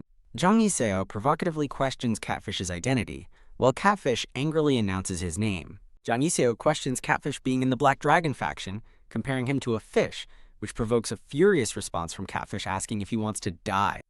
Catfish lunges with an energy-infused punch, ready to attack Jang Yiseo. Ma-O and one of Catfish's men watch the fight unfold, with Ma-o impatiently wondering if the lesson has begun. Catfish's men explained their men sometimes act on their own due to excessive loyalty to Mao. Zhang Yiseo is shown with a subdued catfish on a wooden bridge, while three men watch, shocked. Ma-o and Catfish's man stare in disbelief as Zhang Yiseo questions why Catfish has empty pockets for a thug. Zhang Yiseo crouches over Catfish, picking up a trinket, and smirks, declaring there's nothing worth taking from him. Ma-o, surrounded by his men, stares in disbelief as he watches Zhang Yiseo approach, questioning his presence. Zhang Yiseo formally introduces himself as Assistant Zhang Yiseo, bowing and feigning concern for Ma-o's well-being after their earlier disrespectful encounter. Ma-o glares furiously, questioning Zhang Yiseo's audacity to ask about his well-being. Ma-o angrily dismisses Zhang Yiseo's greeting as a joke, while Zhang Yiseo cheerfully accepts the compliment and asks about the defeated men. Zhang Yiseo, from above, mocks Ma-o and the defeated figures, asking if they were gathered for his welcoming, prompting Ma-o to furiously declare he gathered them to make Zhang Yiseo drop dead. Zhang Yiseo calmly describes his humble background and ambition to advance his career by Ma-o's side, while his eyes gleam with hidden intent. Ma-o calls Zhang Yiseo a fool, stating his life has hit rock bottom, but Zhang Yiseo dismisses his worries with a knowing smile. Zhang Yiseo's expression turns grave as he asserts his deep knowledge of Ma-o, claiming to know him better than anyone else. Ma-o stands isolated amidst several fallen figures, as three shadowed observers watch, emphasizing his true, vulnerable position.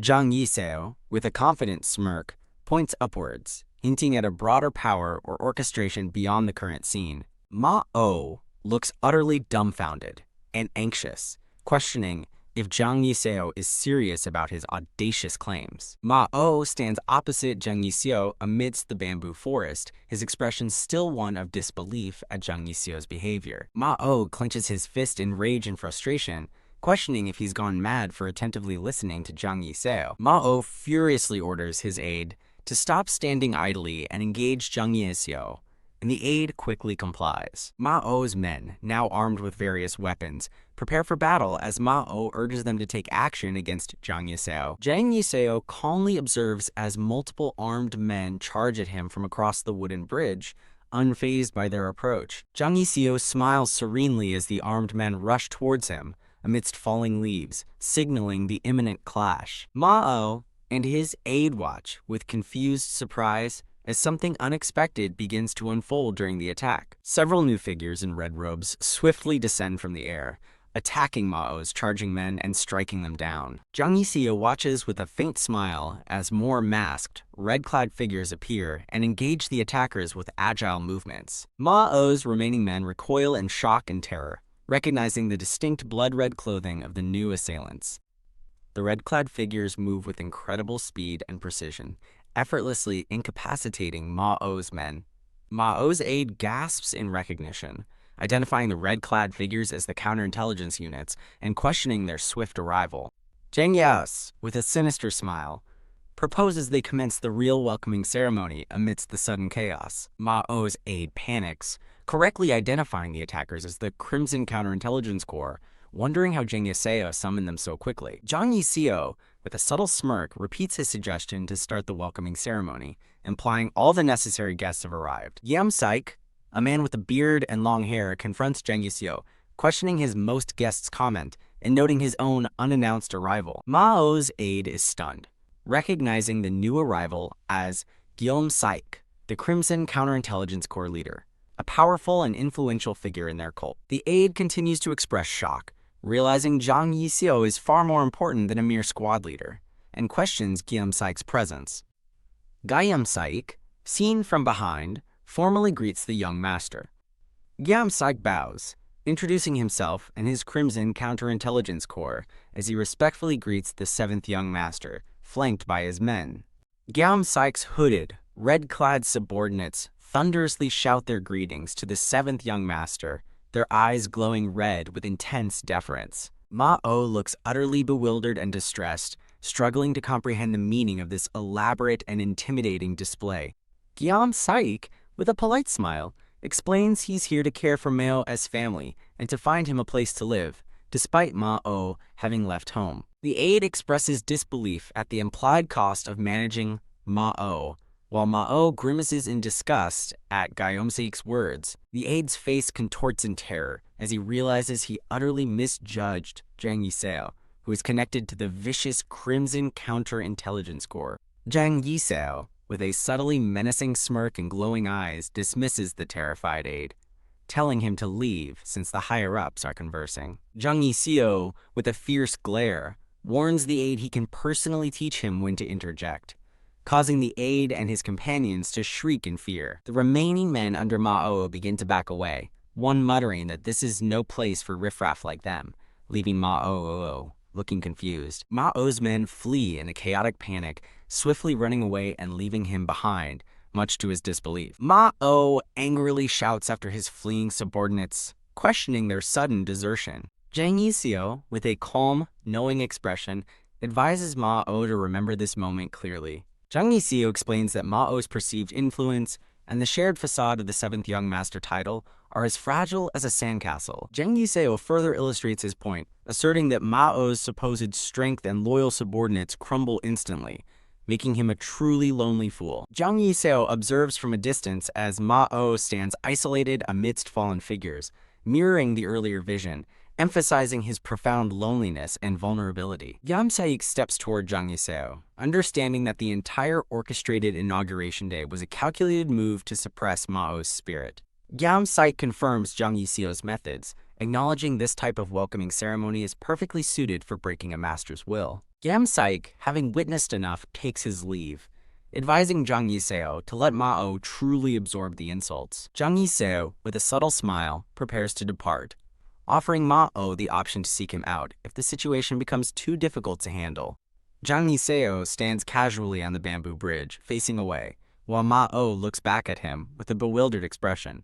Ma-O acknowledges Jang Yiseo's influence, but questions his motives for wanting to become his subordinate. Ma-O, perplexed, asks what Jang Yiseo means by promising to help him rise, wondering what position could be higher within the cult. Jang Yiseo confidently declares his intention to make Ma-O the young cult leader, leaving Ma-O utterly stunned. Ma-O questions if there's something wrong with Jang Yiseo's head, to which Jang Yiseo calmly replies he's heard that often, dismissing it as an unfounded stigma. Ma-O furiously points at Jang Yiseo, calling him a foolish punk and a 7th-rank bastard, demanding to know how he plans to make him the young cult leader. Jang Yiseo, with a subtle smirk, asks for details about his claims, while observing Ma-O considering the methods despite his initial skepticism. Ma-O shouts in disbelief, rejecting Jang Yiseo's words and demanding to know how much more nonsense he will babble. Jang Yiseo calmly explains he needs to tidy things up to start the plan, pointing out the useless flies surrounding Ma-O. Jang Yiseo continues,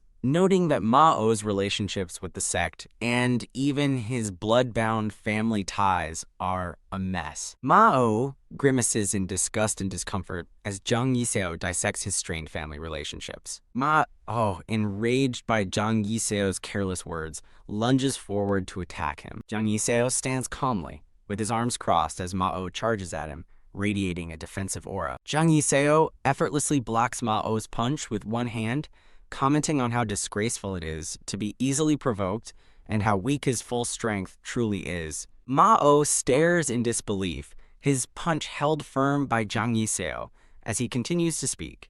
Jang Yiseo concludes that everything about Ma-O, including his dignity in martial arts, is a complete mess. Ma-O expresses shock and frustration, unable to comprehend how a weakling like Jang Yiseo could block his punch so easily.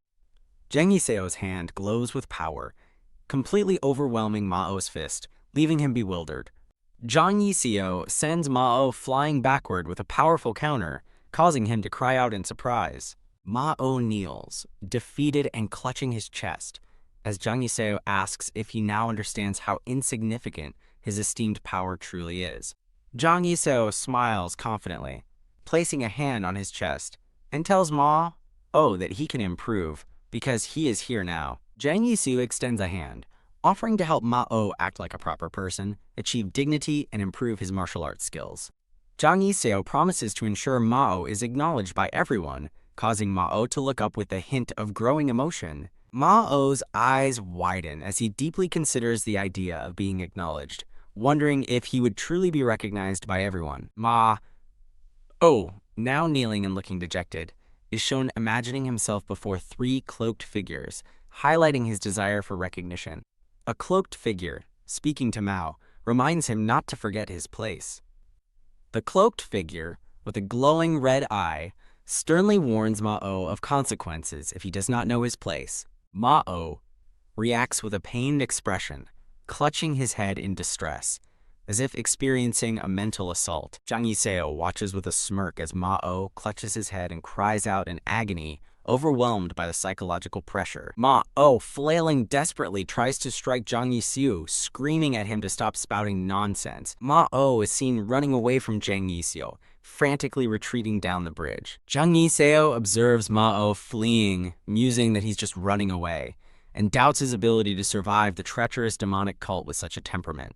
Zhang Yiseo decides to let Mao off this time, acknowledging his impressive inner chi but noting its limited power.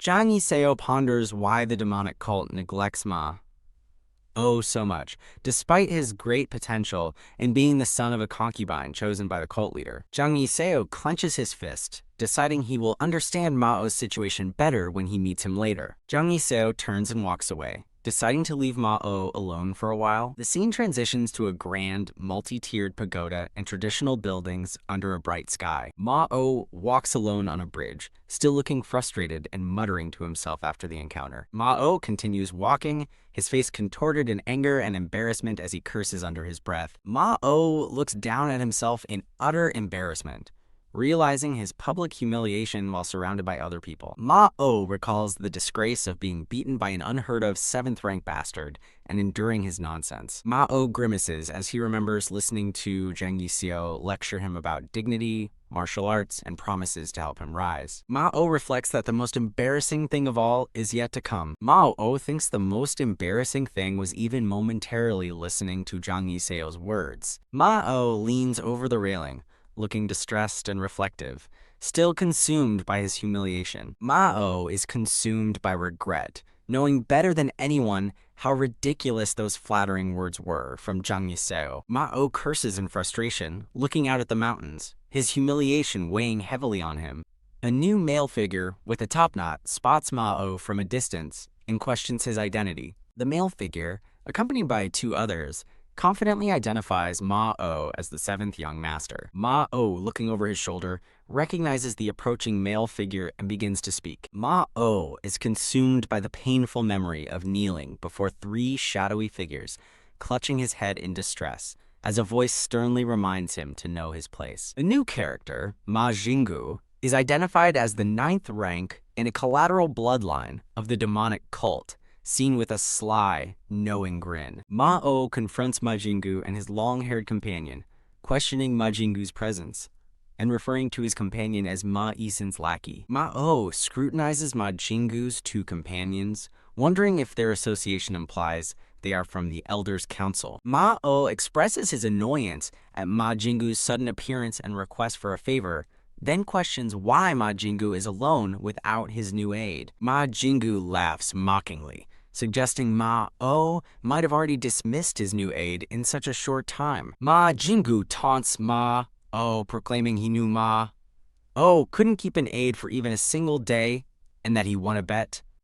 Ma Jinggu and his companion continue to mock Mao's inability to retain an aide, questioning if he is truly capable. Mao, looking distressed amidst trees, recalls the potential backlash if his family learned he harbored a mere household servant. Mao's memory continues as he stands by a tombstone, acknowledging he understands the severe family reactions better than anyone. Ma Jinggu, with a smile, subtly pressures Mao about his words regarding his aide, while Mao glares back in silence. Ma Jinggu dismisses his prior comments as a joke, laughing and telling Mao not to look so fierce. Ma Jinggu invites Mao and his companions to the Jade Immortal Guesthouse for a treat, but Mao, looking agitated, angrily tells him to leave. Ma Jinggu looks calmly at Mao, acknowledging his lack of mood with a knowing expression. Ma Jingu's face is seen in a close-up, his subtle smirk suggesting a hidden agenda as he continues to speak. Ma Jinggu proposes calling brother Isen to help, causing a shocked Mao to visibly recoil, surrounded by pulsating purple energy. Ma-o collapses to his knees, clutching his head in agony as the shadowy figures from his past loom, overwhelmed by the psychological pressure and the mention of Ma-isin. Ma Jingu approaches the suffering Ma-o, confirming his expectation that Ma-o would react negatively to the idea. Ma Jingu grabs Ma-o's arm, demanding he come to dinner and avoid making him look like a fool. Ma Jingu, leaning in, mockingly questions if Ma-o thinks he's treating him like a young master or if he wants to relive old brotherly memories, prompting Ma-o to curse him. Ma-o reluctantly agrees to go for a drink, rationalizing that there's no reason to refuse. Ma-o clarifies he won't pay, and Ma Jingu cheerfully agrees, stating the honor of treating him is sufficient. Ma Jingu and his two companions grin conspiratorially, with one commenting that the drinks tonight will be exceptionally enjoyable. A ponytail aide, sitting in distress, gasps and curses the seventh young master for not informing him that his opponent was from the counterintelligence corps. The ponytail aide, a mustached subordinate, and another subordinate sit exhausted and lament, barely making it out alive. The mustached subordinate acknowledges Zhang Yiseo's extraordinary perception, noting he exploited blind spots with incredibly sharp eyes. The mustached subordinate agrees with the ponytail aide that the counterintelligence corps is terrifying, admitting their power was obvious. The mustached subordinate suddenly recalls the people they saw earlier while fleeing, asking the ponytail aide if he remembers. The ponytail aide describes the fancy individuals they encountered in the streets, highlighting how they stood out. The ponytail aide reveals the identity of one of the figures as Ma Jingu, stunning the mustached subordinate. The mustached subordinate, in disbelief, confirms if it was indeed Ma Jingu from the Ma branch family, but the ponytail aide emphatically states he couldn't have mistaken him. The mustached subordinate questions the aide's shock, suggesting Ma Jingu might be there to support the seventh young master, but the ponytail aide angrily dismisses the idea, revealing the crazy stuff the Ma clan has done to Ma-o. The mustached subordinate asks for clarification, but the ponytail aide explains it's classified information he only learned while in Tiger Dragon Hall. A harrowing flashback shows Ma-o kneeling amidst multiple dead bodies, with blood splattered, as a voice declares they were all killed. The flashback intensifies, showing a tearful younger Mao surrounded by the slain. As narration explains, assassins wiped out everyone connected to the Seven Minor Palace. The mustached subordinate and another subordinate react with horror as the ponytail aide explains that Ma-o lives alone not by choice, but because he's tired of seeing those around him die. The ponytail aide muses that the Ma clan must have lost interest, but is then bewildered by Ma Jingu's sudden reappearance, wondering what new crisis is unfolding. Zhang Yiseo calmly appears amidst unconscious figures, stating he was just passing by, and found their conversation quite interesting. Zhang Yiseo stands over the fallen subordinates, beginning to question them about their behavior. Zhang Yiseo stands before the mustached subordinate and the ponytail aide, who are now conscious and look surprised. The scene transitions to a grand, multi-tiered pagoda under a full moon, indicating the arrival of night. Ma-o eats vigorously, while Zhang Yiseo observes with a smirk that the seventh young master must not have eaten all day. Zhang Yiseo, watching Ma-o eat, smugly comments on him stuffing his face. Zhang Yiseo teases Ma-o about paying for the meal, then casually dismisses it, claiming he's satisfied just watching Ma-o eat alongside his two companions. One of Zhang Yiseo's companions abruptly asks Ma-o if he's ever seen the madam of this place, describing her as drop-dead gorgeous. The companion explains that catching even a glimpse of the madam is impossible due to her deep connections, which money or rank cannot overcome. The companion asks Mao if he could pull some strings for them, causing Mao to look surprised and question him. The companion clarifies that their own family reputation prevents them from causing trouble, implying Ma-o, as the young master, has more leeway to act. The companion grins suggestively, proposing Ma-o use his influence to arrange a private moment with the madam for just the two of them. Ma-o, angered by the inappropriate suggestion, tells the companion to go home, wash his feet, and go to bed. Baek-su protests, but Zhang Yiseo scolds him to drink his liquor, making Baek-su furious when called a honey must in heat. Dynamic lines convey a chaotic struggle as the seventh young master appears to attack Baek-su and his companion. Crash. A table is violently overturned, sending dishes flying, as Baeksu furiously insults the seventh young master. The seventh young master, sitting composed, suggests he's been overindulged simply for his title, now perceiving himself as important. Thud Baeksu stands menacingly, his eyes glowing with rage, questioning the seventh young master's nerve to speak back. The seventh young master clutches his chest in distress, as Baeksu mockingly asks if he'll throw a tantrum once more. The seventh young master anxiously threatens to report him to Brother Ishin, while Baeksu responds with a smug smirk. Under a full moon, Baeksu chillingly states that anyone who'd spoken with the seventh young master recently would soon float as corpses in the river. Baeksu, eyes glowing, menacingly asks the cowering seventh young master if he can endure such a grave outcome. The seventh young master grimaces in obvious pain, emitting a strained erg sound under intense pressure.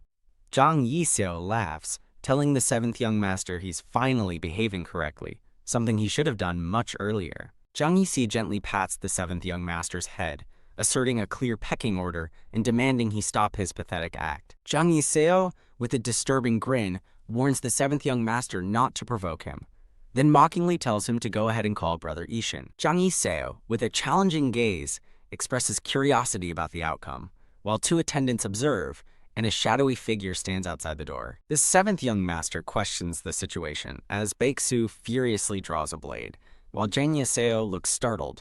Baeksu and his companion are violently flung upwards and backward by an unseen, powerful force. Baeksu screams kuhak in midair, clearly in agony from the powerful blow. K-H-E-O-K, what the fuck? Thud. A large boot firmly presses onto Baeksu's face, who begins to question the assault. The seventh young master appears surprised as Zhang Yixio greets him, expressing relief at arriving just in time. Zhang Yixio stands proudly with his foot on Baeksu's face, announcing himself as the seventh young master's new aide. An overhead view shows Baeksu and a companion unconscious on the floor, with Zhang Yixio standing over them, as the seventh young master and an attendant watch. Zhang Yixio chokes Baeksu, who struggles for breath, desperately pleading for him to let go. Baeksu gasps that he's dying, and Zhang Yixio, with glowing eyes, chillingly affirms, that's the point. Zhang Yixio, his face strained, tightens his grip, stating this is exactly his intention, while Baeksu lets out a choked, "Gah!" The seventh young master and his two attendants stare in shock as Zhang Yixio screams, "Bleer tilde!" one of them wondering if he's insane. The furious seventh young master shouts at Zhang Yixio, demanding he immediately release Baeksu. The seventh young master ponders the consequences if Baeksu dies, who in turn maintains a grim, determined expression. Zhang Yixio, with his back turned, questions if he should wait, bewildering and shocking to attendants. Zhang Yixio calmly dismisses his prior thought, declaring, "No, never mind. Let him go," then urgently shouts that things are getting out of hand. Zhang Yixio stands over Baeksu, who violently coughs, coghack, seemingly on the verge of collapsing. The scarred Baeksu, drooling, furiously curses and challenges Zhang Yixio. "You, bastard, how dare you?" Baeksu draws a small dagger, menacingly shouting, "How dare you do this to me?" Baeksu is instantly struck again, choking, "Gak!" As he's violently thrown, Baeksu falls through the air, his face contorted in a mix of pain and fury. Zhang Yixio stands with hands on hips, asking the seventh young master if he's unharmed, who looks up at him in confusion. The seventh young master replies, Zhang Yixio looks more hurt, surprised he's concerned for others in this situation. Zhang Yixio dramatically bows, praising the seventh young master's magnanimity and expressing his profound awe.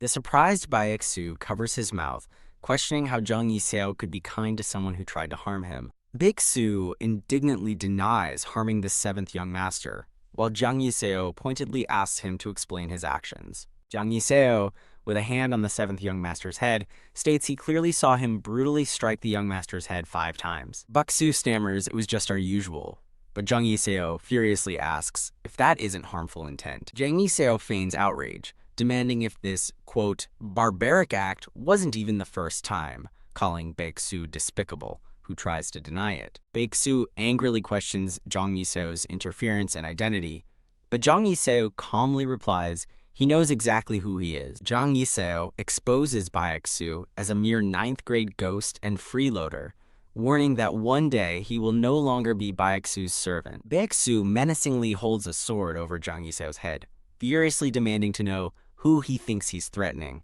Baeksu looks utterly shocked, uttering a stunned WH as Jang Yiseo is shown holding Baeksu's sword, having disarmed him. Jang Yiseo stands over Baeksu, who falls backward, questioning, when did he, implying a sudden, unseen move. Baeksu grimaces in pain and confusion, looking up in utter shock. Jang Yiseo delivers a powerful punch, sending Baeksu reeling backward from the force. Ma Jingu clutches his head in agony, overwhelmed by the psychological pressure and screaming in distress. Jang Yiseo holds a blade to Ma Jingu's throat, warning him to choose his words carefully if he doesn't want to die. Jang Yiseo stares menacingly, reiterating that Ma Jingu should choose his next words with caution. Ma Jingu, scratched and terrified, wonders how Jang Yiseo, a low rank, can move like this, and if the third mistress secretly trained him to be a master. Jang Yiseo's eyes glow with intense power, making him appear extremely dangerous. Ma Jingu screams at Ma-O to quickly get rid of the lunatic Jang Yiseo. Ma Jingu threatens Jang Yiseo, questioning if he can handle the Ma family's retaliation for being treated this way. Ma Jingu points at Jang Yiseo, vowing to report the incident to Brother Ma Yisin and the family head for severe punishment, while Jang Yiseo clenches his fist around the blade, reminding him he was told to choose his words carefully. Jang Yiseo holds the blade closer, declaring that Ma Jingu still hasn't come to his senses. Ma Jingu screams in pain and fear as Jang Yiseo presses the blade, accusing him of trying to intimidate Ma-O, the seventh young lord, and a first-grade ghost with merely a family name. Ma Jingu, crying, quickly tries to retract his statement, claiming he didn't mean to speak that way in front of the cult leader. Jang Yiseo, with a sinister smile, questions if Ma Jingu dares to threaten Ma-O, a minor deity, with the insignificant backing of the second-grade ghost, First Elder Ma Il-seong. From behind Ma-Wo, Jang Yiseo declares Ma Jingu's actions reveal the Ma family's rebellious intentions towards the cult leader and the new religion, then asks if he would object to this being reported to the higher-ups. Ma Jingu cries out in shock, questioning, "Rebellious? What are you?" As a glowing red eye looms above him. The companion of Ma Jingu denies the accusation, pleading that it was merely a momentary slip of the tongue. Jang Yiseo dismisses Ma Jingu's excuses as convenient, maintaining the blade near his face. Jang Yiseo threatens to make his own mistake by ripping apart Ma Jingu's mouth, causing Ma Jingu to desperately scream for him to wait. Ma Jingu weeps, pleading with Ma-O to spare him. With the blade still poised, Ma Jingu begs forgiveness, claiming he was drunk and will never dare to overstep again. Ma-O, looking distressed, calls out to Jang Yiseo, pleading for Ma Jingu to be spared just this once. A flashback shows a grinning figure, resembling Jang Yiseo, holding down a struggling individual, possibly Ma-O, stating ominous words about inevitability. Ma-O, now back in the present, calls out to Jang Yiseo, telling him to stop. Ma-O acknowledges that everything Jang Yiseo said is true, but insists that they cannot handle the fallout. Ma-O tells Jang Yiseo to put the blade away. Ma-O warns Jang Yiseo that escalating the situation will lead to many funerals in Wolha village. With a smirk, Jang Yiseo replies, "As you wish, young lord," implying he will gladly obey the command. Jang Yiseo dramatically throws Ma Jingu into the air while declaring his obedience. Ma Jingu is flung upward with a comical sound effect, through the roof. Ma Jingu is sent flying high above the building, soaring through the sky. Ma Jingu's two companions react with shock, one exclaiming, "WH, what in the world?" Ma-O asks if Ma Jingu is alright while the companions wonder what just happened, noting he doesn't seem dead. Ma-O asks Ma-O why he is so frozen. Jang Yiseo, smiling slyly, states he simply put it away, just as Ma-O commanded. Jang Yiseo, still smiling, reiterates that he merely put it away, that's all. Ma-O, trembling, gasps, "You!" and exclaims that Jang Yiseo has lost his mind. Ma-O shouts, clarifying that he told Jang Yiseo to put away the knife, not to put him away. Ma Jingu's companion, standing over the unconscious Ma Jingu, yells, "Are you really insane, you bastard?" Jang Yiseo calmly acknowledges making another mistake and vows to listen more carefully to orders next time. Jang Yi-seo then instructs the two companions to leave and retrieve their friend who was thrown outside, leaving them bewildered. Jang Yi-seo glares at the two terrified companions, who wonder if they should be the ones to leave. Screaming, the two companions frantically flee the scene. Jang Yi-seo stands casually amidst scattered debris while Ma-o looks on, visibly distressed. Ma-o, angered, asks Jang Yi-seo if he understands the gravity of his actions, but Jang Yi-seo calmly responds that he fulfilled his duty as an aide. Ma-o, frustrated, explains that the man Jang Yi-seo threw out is Lord Ma Yixin's trusted subordinate, meaning he just messed with the eldest son of the most powerful family in the demonic cult. Ma-o clutches his head, revealing that Ma Yixin never tolerates defiance, and asks if Jang Yi-seo understands the implications. An ominous image shows a figure overlooking two giant snakes. As narration explains, this means the Slaughter faction, the top group of assassins backed by Ma Yixin, will be deployed. Ma-o stresses that the assassins will come just to tear Jang Yi-seo to pieces. Ma-o explains that these assassins are far more dangerous than Ma Jingu and will use any means necessary for money. Ma-o, standing alone in the room, concludes that the assassins will kill Jang Yi-seo in the most gruesome way possible. Ma-o, looking at Jang Yi-seo, advises him to immediately leave Wolha village if he wishes to live even one more day. Ma-o advises Jang Yi-seo to either hide in Qiansa Mountain or flee completely, to a place where he cannot be found. Ma-o looks away, stating that seeing someone die next to him again is something he desperately wants to avoid. Jang Yi-seo, with a determined smirk, asks Ma-o if they should make a bet. Ma-o questions a bet, and Jang Yi-seo explains he needs to prove his qualifications as Confucius's aide, confident he can fulfill the role. Jang Yi-seo clarifies he's betting his life on surviving or dying in the slaughterhouse of Wolha village, as an aerial view of the village is shown. Jang Yi-seo smiles confidently. Jang Yi-seo declares that if he wins, he will remain as Ma-o's aide, young master. Ma-o stares, then asks Jang Yi-seo what he thinks. Ma-o turns away, warning Jang Yi-seo not to come crying to him later, as he has clearly been warned. Jang Yi-seo taps his fingers and smirks, accepting Ma-o's warning with a quiet HMPH. Jang Yi-seo stands alone in the room, pondering the implications of the Slaughter faction. A majestic eagle soars under a full moon, carrying a rolled message in its talons. The eagle drops the message near an individual lying collapsed in the forest. A hand reaches for the scroll dropped by the eagle, and the man asks, what's this? A muscular man, holding the crumpled message, smiles widely and notes it's been a while since their boss gave a direct order. The muscular man kneels before another figure, greeting his boss in the forest. The boss, a man with a sword and a smirk, stands in the forest.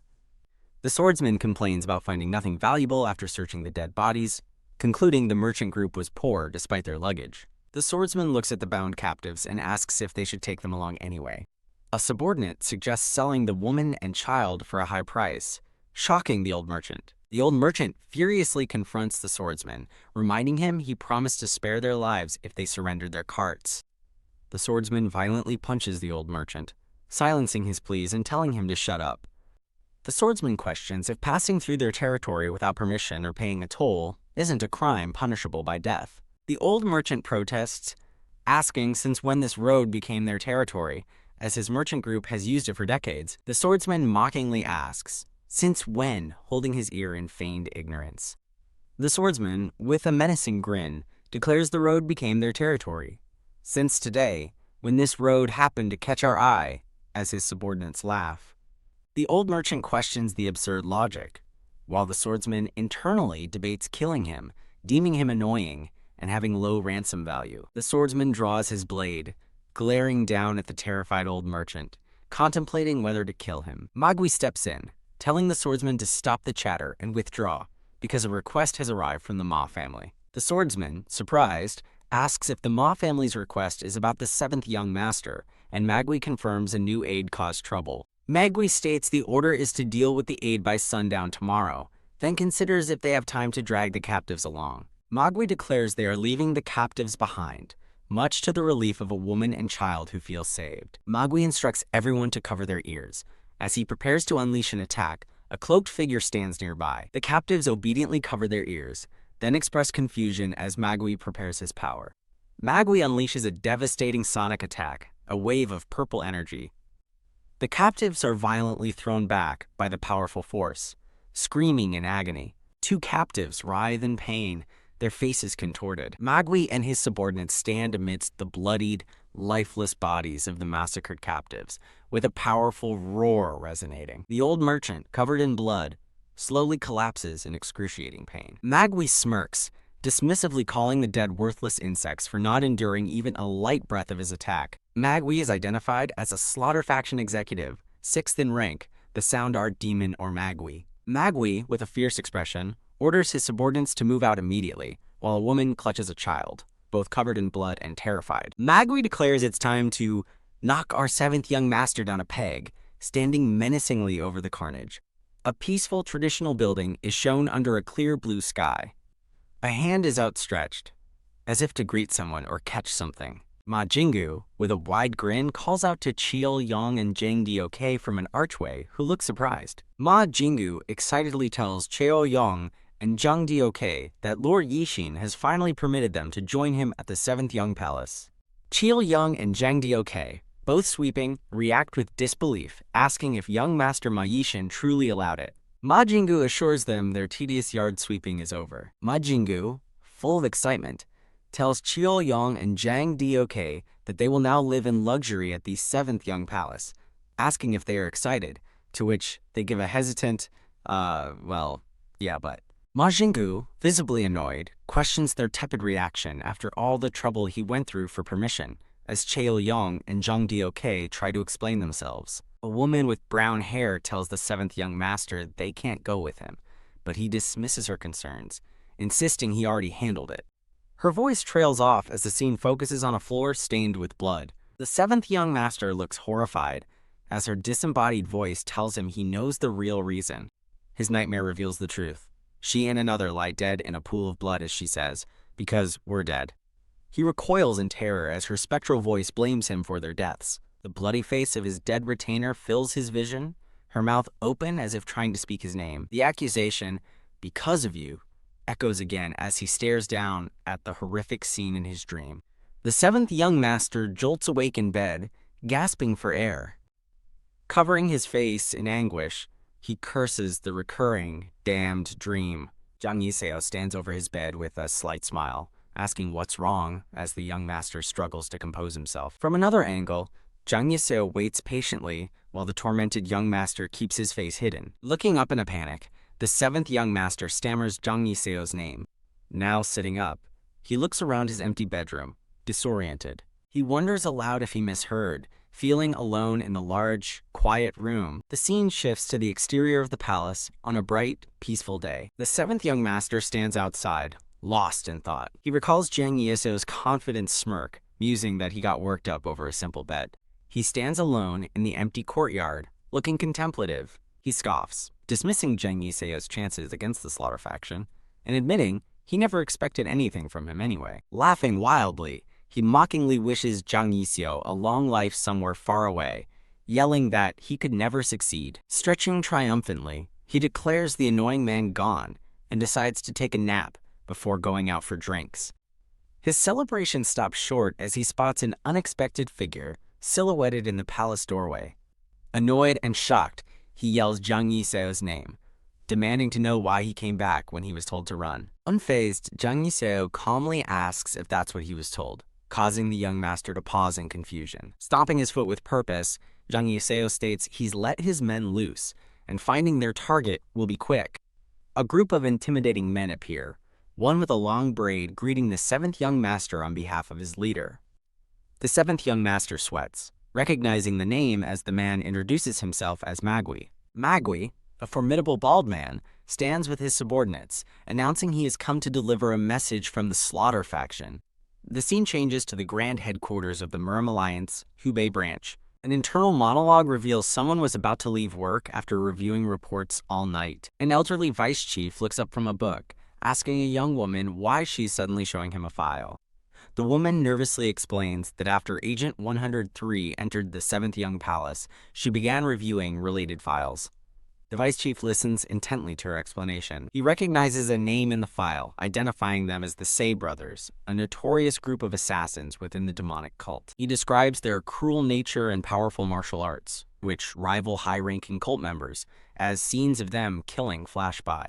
A terrified man is cornered by a demonic shadow with glowing pink eyes, illustrating their terrifying reputation. Tapping the book, the vice chief points out the most noteworthy detail about them. The woman reveals their chilling history. They murdered all the servants assigned to accompany the seventh young master to his new palace. The vice chief confirms the incident, recalling that the demonic cult's Horyongdang arrested them for the brazen crime. However, he reveals that the arrested men were released without consequence, much to everyone's surprise. The woman explains their release was due to the behind-the-scenes machinations of their powerful backer, Ma Yishin. She clarifies the massacre was a brutal warning to the seventh young master not to get arrogant because of his new status. An aerial view of the empty seventh young palace shows that Ma Yishin's warning was indeed well heeded. The vice chief soberly asks if this means Agent 103 will be targeted, and the woman confirms the Slaughter faction has killed peak-level masters before. She predicts that if he were to clash with them, he wouldn't last even a moment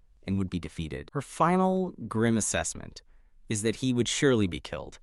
As the scene transitions to a bustling town, a man with spiky hair reports to his comrades that he's searched everywhere, but found no trace of Zhang Yiseo. One of the men looks over a crowd of terrified, kneeling villagers, confident that someone must have seen something. He aggressively addresses the frightened townspeople, calling them maggots. Holding up a crude sketch of Zhang Yiseo, he orders the villagers to look at the rat bastard's face and start talking. The swordsman, a member of the Slaughter faction, warns kneeling captives not to run, asserting his group's tight control over Wolha village. The swordsman further threatens the captives, promising that the entire village will echo with wailing if they defy him. A scared child clings to her mother, while the unseen aggressor warns that suitable cooperation will ensure safety, but wasting his time will lead to consequences. The swordsman menacingly threatens to kill the captives one by one, starting with the terrified child, brandishing his knife. The swordsman, enraged by the child's crying, expresses his frustration, finding her sniveling disrespectful and further angering him. The swordsman contemplates killing one of the captives to set an example, as the woman fearfully protects the child from his blade. The woman screams in terror as the old merchant courageously questions the swordsman's honor for threatening a child with his martial arts. The old merchant, pleading for mercy, is brutally punched by the swordsman, who then rages about old geezers interfering. The swordsman angrily questions if the old merchant wants to die, dismissing his attempt to retract his words with a furious accusation of defiance. The swordsman, now holding a knife to the old merchant's throat, proposes killing him instead of the child, mockingly calling it a great idea. The spiky-haired subordinate notes Mandeok's disregard for Magui's orders not to kill, while the bearded subordinate advises letting him be, acknowledging his uncontrollable temper. The spiky-haired subordinate decides to leave Mandeok to his actions, and instructs the bearded subordinate to check another area. The terrified old merchant looks on as the two subordinates abandon him to Mandeok's wrath, walking away into the distance. Mandeok, with a sadistic grin, dismisses the old merchant's pleas, intending to make an example of him and plunging his blade. Mandeok's eye widens in shock as he realizes his own sword, now bloody, is turned against him. Mandeok, utterly bewildered, asks why his own sword is inexplicably embedded in his neck. The old merchant, unexpectedly alive, holds Mandeok with his own blade in his throat, surprising the kneeling captives. The woman, embracing the child, stares in wide-eyed disbelief at the sudden turn of events. The old merchant holds the bleeding Mandeok, who convulses as blood pours from his mouth. A hand dramatically points forward, obscuring the shocked woman and child in the background. A figure with a ponytail silences the scene with a quiet shh, hinting at a hidden presence. The figure stands behind the old merchant and Mandeok, shushing them, indicating his intervention. The elder observes Somi, stating the grave reality of a fight to the death. Somi calmly confirms her understanding of the deadly situation. The room trembles as an unspoken declaration from Somi hangs in the air. The tired elder announces he is going home, leaving Somi surprised as he explains his exhaustion from 2 sleepless days. The elder laments his aging as he departs, while a bewildered Somi questions his sudden departure after she thought he understood the gravity of the situation. Somi, frustrated, questions why the Elder isn't sending backup or intel to Agent 103 regarding the Slaughter faction, despite his earlier affirmation. The Elder questions Somi's sentimental concern for Agent 103, finding it uncharacteristic, and noting her recent unusual interest in him. The Elder teases Somi about having a crush on Agent 103, which is forbidden, causing her to angrily deny his ridiculous suggestion. The Elder, with a sly smile, dismisses Somi's concern about the Slaughter faction, assuring her that her worries are baseless because nothing will happen. The Elder asks Somi if she remembers Pungrum, prompting her to recall the name. Somi, surprised, questions if he is referring to Pungrum, the legendary assassin group that dominated the demonic cult for generations. The Elder confirms Somi's knowledge of Pungrum, describing them as a formidable force capable of assassinating a clan elder. A shadowy figure stands over numerous fallen bodies as narration reveals Pungrum was annihilated 10 years ago by an unknown individual. The Elder reveals Pungrum's annihilation occurred immediately after Agent 103 joined the demonic cult, leaving Somi stunned by the implication. Somi expresses disbelief that a 19-year-old Agent 103 could annihilate Pungrum, but the Elder reassures her that it means she has nothing to worry about. The Elder calmly states that anyone facing Agent 103 as an enemy, regardless of their identity, will inevitably fall into a quagmire. The Elder's ominous pronouncement concludes as Mandiok gasps his last, his face contorted in agony and splattered with blood. Mandiok cries out in pain as he is impaled from behind by his own sword. The impaled Mandiok is effortlessly tossed over the railing by his assailant, plummeting towards the water. The spiky-haired subordinate and the bearded subordinate react with alarm to a splash, the former fearing the worst. The bearded subordinate sees a body floating below, assuming Mandiok finally killed a captive. Then he suddenly realizes something is wrong. The two subordinates peer over the railing, their faces etched with shock and growing horror. The two subordinates look up in terror at the old merchant, who now stands over them with an ominous figure behind him.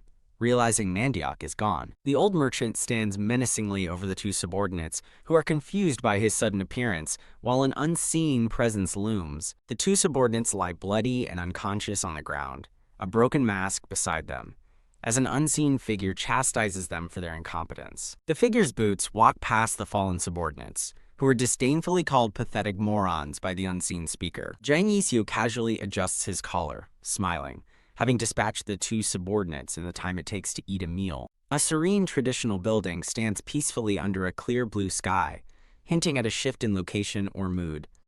An overhead view reveals Magui and a cloaked figure overseeing 4 kneeling captives in a courtyard. Magui stands powerfully in the courtyard, his fist clenching with a clinking sound. A young master, sitting, impatiently demands Magui state his message without delay. The young master grins, deducing that Majingu reported his mistakes and sent Magui to deal with Jang Yiseo. The young master laughs confidently, proclaiming that Jang Yiseo is gone and will not return. He angrily orders Magui to stop his pointless bullshit. Magui holds up 2 fingers, stating he has 2 things to convey: to conduct himself with prudence and to restrain himself, as Magui looks intently at the young master. The young master smiles wryly, asking if Magui is just haughtily telling him to live quietly, as always. Magui declares they will return with only Jang Yiseo's head, if they capture him today. Magui clenches his fist, making rocks shatter, and warns that if they fail, Wolha village will suffer a catastrophic fire of unknown origin, his eyes glowing menacingly as he smiles. The young master recoils in shock as Magui threatens a massive, indiscriminate fire across the village. A peaceful traditional building is shown under a clear blue sky, contrasting with the threat. The young master angrily questions if Magui is truly going all out, reminding him that Wolha village belongs to the cult leader. He screams that they cannot get away with such actions, but Magui retorts that the young master should know their capabilities best. Magui smirks, implying a powerful will aligns with the Slaughter faction, allowing them to clean up the palace and get away with it. The young master gasps, finally understanding the chilling implication. He furiously denies Jang Yiseo would ever come, questioning what loyalty would compel him to return. As the young master pleads to spare innocent people, Magui concludes that a fire will by chance break out today. Magui loudly orders his subordinates to get a hearty meal, as they will need energy for tonight's plans. The young master glares, grinding his teeth in fury and frustration. He painfully realizes more innocent people will die, clenching his fist in despair. He visualizes Zhang Diok and Qiu Yong lying lifeless and covered in blood. He then recognizes the terrible cost, thinking it would all be because of him. He gasps, watching Magui and his subordinates leave, vowing he cannot bear any more of this. His face contorts with rage and power, purple energy radiating as he prepares for conflict. He stares at the retreating figures, determined, thinking even if it means we die together. A traditional building stands, setting the scene for the impending clash. The doors of a traditional building dramatically swing open. A woman with a ponytail and a red ribbon steps out of the building, facing Magui and his subordinates. She explains that such trivial reactions would harm his dignity as the little sovereign, while Magui and his group observe. She questions that face as the young master looks at her in surprise. The woman with a ponytail assures him that if anything displeases him, he just needs to give a single command. Zhang Yixio, with blood on his hand, gives a sly smirk and a shushing gesture, indicating his presence. The young master questions Zhang Yixio, asking why he returned. He shouts at Zhang Yixio, asking if he's crazy and wants to die, reminding him to run if he wanted to live. Zhang Yixio stands before a surprised Magui and his subordinates. Zhang Yixio observes Magui, noting his sturdy build and Q hairstyle. Zhang Yixio identifies Magui as the 6th-ranked executive of the Slaughter faction, surprised he was sent as the vanguard. Zhang Yixio acknowledges that 2 of his predictions were incorrect. Magui glares, stating he never expected Zhang Yixio to arrive on his own feet, rather than being dragged. Zhang Yixio smiles, agreeing Magui is as dumb as he looks, but asserts he foresaw his arrival. Magui asks, shocked, how Zhang Yixio could have known. Magui, looking serious, concedes Zhang Yixio has tricks for a 7th-grade demon and questions his escape from Wall Village, which his subordinates controlled. Magui glares, demanding to know what trick Zhang Yixio used to escape. Zhang Yixio dismisses Magui's questions as strange nonsense, smiling. Zhang Yixio effortlessly dispatches multiple attackers, cutting them down as he calmly walks. Zhang Yixio stands with a smug smile as his attackers are violently thrown back, explaining that simply walking is all it took to arrive. Zhang Yixio smiles, remarking that despite the streets being littered with trash, a great man like him can still go to work. Magui glares, mockingly asking Zhang Yixio if he agrees, calling him the biggest piece of trash. Magui's voice states that Zhang Yixio from the counterintelligence unit has an unusually insolent tongue. Magui's boot stomps down, asserting he will pay his respects to Zhang Yixio's talent. Magui declares his intent to kill Zhang Yixio today and burn down Wolha village along with him. Magui shouts, his face contorted in rage, threatening that Zhang Yixio's path to the underworld will not be a lonely one. The young master cries out for Magui to stop, looking distressed and clutching his head. Magui screams with power, his eyes glowing as white energy radiates from him, preparing for an attack. Magui lunges forward, a powerful purple aura surrounding him as he clashes with Zhang Yixio. Magui's subordinates cover their heads, screaming in pain from the overwhelming energy emanating from the clash. The young master clutches his head, wincing from the intense pressure of the spiritual energy in the air. Zhang Yixio stands calmly amidst the chaos, a wide purple aura surrounding him, ready to counter. Zhang Yixio and Magui charge at each other, creating powerful ripples of purple energy. Magui's subordinates reel from the powerful aura, expressing shock that Magui has raised his power to its peak, fearing his opponent's insides must be ruptured. The young master clutches his head in agony as the immense power continues to wash over him. The young master desperately shouts for Magui to stop, declaring that Zhang Yixio is not his aide. The young master proclaims he won't take anyone as an aide or servant ever again, telling Magui to inform his brother he will live quietly, like a half-dead corpse. The young master, eyes obscured by distress, continues to plead for Magui to stop the fight. The young master gasps, shocked by a telepathic message, realizing that's not it about some previous understanding. The young master reacts in surprise, realizing a telepathic message has just been sent to him. Zhang Yixio stands casually amidst falling debris, watching Magui's subordinates charge towards him. Zhang Yixio stands with a calm, confident expression, indicating he has been present all along. Zhang Yixio extends a bloodied hand, reminding the young master that he only needs one word from him. Zhang Yixio smiles, extending his hand and asking the young master to say the word to command him. Zhang Yixio's outstretched, bloody hand reaches towards the young master, who remains clutching his head on the steps. The young master looks at Zhang Yiseo's outstretched hand with a surprised expression. The young master utters a quiet tisk, pondering his next move. Zhang Yiseo charges forward through Magui's subordinates, declaring he accepts the young master's command. Magui yells, dismissing Zhang Yiseo, drawing his sword now as a bluff, boasting his sound technique is at peak level, acknowledged by the faction leader. Magui's thoughts conclude that a mere 7th-grade demon like Zhang Yiseo cannot stand against him. Magui's thoughts end abruptly, asserting that Zhang Yiseo is no match as a blade descends. Zhang Yiseo swiftly attacks Magui, his blade impaling him in a blur of motion. Magui screams in agony as Zhang Yiseo slices through his neck with deadly precision, blood splattering everywhere. Magui's severed head bounces on the ground, blood splashing, as the subordinates look on in disbelief. The remaining subordinates watch in horror, unable to comprehend Magui's swift and brutal defeat. The subordinates cry out, questioning Magui's sudden demise. The subordinates question why such a terrible event has occurred. Zhang Yiseo moves with deadly precision, cutting down Magui's remaining subordinates as blood splatters. Magui's subordinates fall, screaming in pain as they are swiftly dispatched by Zhang Yiseo's blade. Magui's subordinates lie dead and bloody on the ground as Zhang Yiseo stands over them, facing the young master. The young master, now calm and composed, sits on the ground. The young master, with a determined expression, states that starting today, he is Zhang Yiseo, smiling, reaches out his hand and finishes the young master's sentence, declaring himself his aide. The young master looks at Zhang Yiseo's outstretched hand, surprised by his audacious declaration. Zhang Yiseo grasps the young master's hand, who comments on the absurdity of him becoming an aide. The young master allows Zhang Yiseo to be his aide, but warns him to keep his word in return. The young master smiles slyly, reminding Zhang Yiseo to uphold his promise. Zhang Yiseo smiles back, confirming he knows he must keep his word. Zhang Yiseo stands beside the young master, now officially serving as his aide, the little cult leader.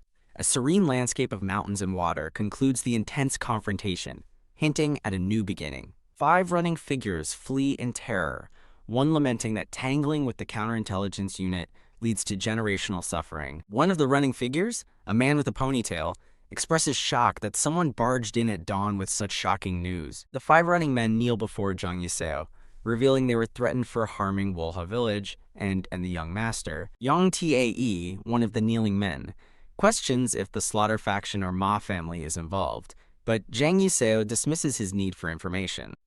Zhang Yiseo instructs the kneeling men to run as fast as they can and report the Slaughter faction is harming Wolha village. Zhang Yiseo smiles, instructing Yang Tae to go to his old workplace, Horyongdang. A panel displays the name Horyongdang. The Grand Horyongdang building is shown, described as a high authority in the cult, whose armed forces would deter the Slaughter faction's reckless actions. A bald man, one of the running figures, looks exhausted, thinking they must quickly bring aid but needs rest first. The running men are shown collapsed and panting on the ground, utterly exhausted from their relentless flight. The bald man complains they haven't had water since dawn and will collapse before reaching their destination. A heavyset man yells at the bald man to quit whining, asking if they can handle Zhang Yiseo's temper if they slack off. The heavyset man ponders the Slaughter faction's formidable nature, fearing they might die before getting help. The bald man looks shocked, questioning what the heavyset man means by his grim words. A powerful leader and his subordinates stand before the running men, who look up in shock as he questions what the Slaughter faction did. Details of the powerful leader's tiger-crested belt and black and yellow uniform are shown, while his aura makes the running men feel weak. The powerful leader, standing in a forest, addresses Yang Tae, who left Horyongdang to become a thug, questioning his presence on this land. The powerful leader demands an immediate answer from Yang Tae and the other men, asking if the Slaughter faction dared harm cult members. The powerful leader's face twists in anger as he repeats his question, identified as Jidaho, second-class demon, and Horyongdang's chief. Jidaho stands on the steps, observing Zhang Yiseo and the young master, who are amidst numerous corpses. Jidaho tells Zhang Yiseo he made a huge mess, asking where to begin cleaning it up. Jidaho overlooks the gruesome scene of many dead, bloodied bodies on the ground. Zhang Yiseo's feet wince in pain, as he implies he truly has no idea how to clean up the mess. Zhang Yiseo cries out in agony as powerful energy radiates from him. Zhang Yiseo groans in pain, and Ji Daiho, surprised, questions what is wrong with him. Zhang Yiseo explains his body hurts from tensing too much, while Ji Daiho smirks, finding him quite something else. Ji Daiho sighs and tells the young master to stay still as he moves to press his pressure points to relieve his pain. The young master cries out. Ji Daiho prepares to strike as an urgent stop interrupts his action, with the young master appearing distressed. The young master's eyes intensely glare as he emphatically shouts for Ji Daiho to stop. The young master radiates power, furiously demanding to know whose body Ji Daiho dares lay his hands on. The young master violently clashes with Ji Daiho, sending powerful shockwaves as Ji Daiho screams. Ji Daiho is violently thrown backward, questioning what this power is as he flies through the air. Zhang Yiseo, observing, expresses annoyance at the Black Dragon Gang bastards for their extravagant actions and unexpected arrival. Zhang Yiseo further ponders his surprise, having only asked for Horyongdang, yet Chief Ji Daiho himself appeared. Ji Daiho, with an angry, confused expression, states he surveyed Wolha village upon his arrival. Ji Daiho and his subordinates stand as he explains his report about the slaughter faction harming innocent cult members proved completely false. Ji Daiho grimly describes the scene as a unilateral slaughter of the slaughter faction by someone. Ji Daiho continues, stating his concern led him to the young master's residence, only to find more corpses there. Ji Daiho challenges if his assessment of an atrocious massacre is wrong, to which Zhang Yiseo, with a smug smile, replies he's not entirely wrong, but circumstances exist. The young master, still clutched by Ji Daiho, loudly agrees with Ji Daiho, claiming there's a misunderstanding caused by those guys. The young master grimaces in pain, radiating purple energy, letting out a pain sound. Ji Daiho looks shocked as the young master struggles in pain, calling out his title. Ji Daiho expresses disbelief that the robust seventh young master is in such agony, wondering what injury he has sustained. Ji Daiho's hand glows as he vows to annihilate that villain, Zhang Yiseo, and then swiftly take the seventh young master to a physician. Ji Daiho, radiating golden energy, prepares for a furious attack, his face contorted in rage. Zhang Yiseo smirks, thinking this has gotten ridiculously complicated. Ji Daiho violently lunges forward, attacking Zhang Yiseo with immense force. Zhang Yiseo grimaces, extending his hands to block or counter Ji Daiho's powerful assault. Zhang Yiseo leaps into the air, gracefully evading Ji Daiho's attack. Ji Daiho thinks about how Zhang Yiseo's overflowing internal energy initially seemed insignificant, causing him to try to finish him in one blow. Ji Daiho looks surprised, realizing Zhang Yiseo directly withstood his punch. Ji Daiho's eye narrows in shock, questioning if Zhang Yiseo's abilities are more significant than he initially assumed. Ji Daiho thinks this situation requires confirmation, then stomps the ground, causing it to crack and glow with energy. Ji Daiho, with a tense expression, emphatically states his need for confirmation. Ji Daiho unleashes a rapid succession of powerful strikes, creating explosive impacts. Ji Daiho realizes Zhang Yiseo's precise counters are no fluke, as he logically parries every move without wasted motion. Ji Daiho thinks he wouldn't be surprised by raw brute force, but Zhang Yiseo's unexpected precision is astonishing. Ji Daiho ponders how Zhang Yiseo, who appears too young to have reached the IRIP stage, can display such advanced techniques. Ji Daiho and Zhang Yiseo engage in a fierce exchange of close-quarters combat. Ji Daiho expresses disbelief that Zhang Yiseo can execute such flawless martial principles at a young age. Zhang Yiseo looks surprised as Ji Daiho grabs his bandaged wrist. Ji Daiho, with a determined expression, shouts, "Excellent," as he lands a powerful kick. The ground shatters dramatically, revealing the immense force of Ji Daiho's kick. Ji Daiho realizes that Zhang Yiseo managed to dodge even his killing blow. Zhang Yiseo crouches, his body crackling with blue energy, having narrowly evaded the attack. Ji Daiho reflects, clearly acknowledging Zhang Yiseo's unexpected skill. Ji Daiho sincerely apologizes for underestimating a martial artist of Zhang Yiseo's caliber. Ji Daiho declares that from now on Ji Daiho states he shall treat Zhang Yiseo with the respect he deserves, his body radiating golden power. Ji Daiho charges, unleashing a massive, glowing, tiger-like aura toward Zhang Yiseo. Zhang Yiseo looks up, feeling the immense pressure from Ji Daiho's powerful attack. Zhang Yiseo's thoughts are overwhelmed by the incredible pressure from Ji Daiho, Horyongdang's chief, who ranks highly in the demonic cult. Jang Yiseo realizes he must unleash his hidden thunder and lightning arts and face Ji Dae-ho with all his strength, even in a single clash. Jang Yiseo's bandaged hand crackles with blue lightning, acknowledging that one wrong move will lead to instant defeat. Jang Yiseo looks down at his lightning-infused hands, cursing the limitations of his body. The young master thinks in frustration about his damn 9-orifice body. The young master is surprised his power is already leaking out, just from a minor confrontation. Ji Dae-ho launches a powerful punch towards Jang Yiseo. Ji Dae-ho attacks with a furious, glowing fist. Ji Dae-ho unleashes a devastating, tiger-like strike. The powerful tiger strike surges towards Jang Yiseo. Jang Yiseo curses, realizing it is too late to dodge Ji Dae-ho's formidable attack. Jang Yiseo looks up in shock and dread as the attack closes in. Ji Dae-ho delivers another powerful, glowing fist strike. Jang Yiseo and the young master are violently thrown backward by Ji Dae-ho's immense force. The young master laughs with relief, saying he almost died and is glad he released that damn rat. The young master tells Ji Dae-ho he is impatient and should listen until people finish speaking. Ji Dae-ho, surprised, questions if the young master is defending Jang Yiseo. The young master, with Jang Yiseo, confirms he is defending him, adding that for a second, he thought they would both die. Ji Dae-ho instructs the young master to introduce Jang Yiseo. The young master introduces Jang Yiseo as his new aide. The young master, with a sly smile, declares Jang Yiseo to be his man.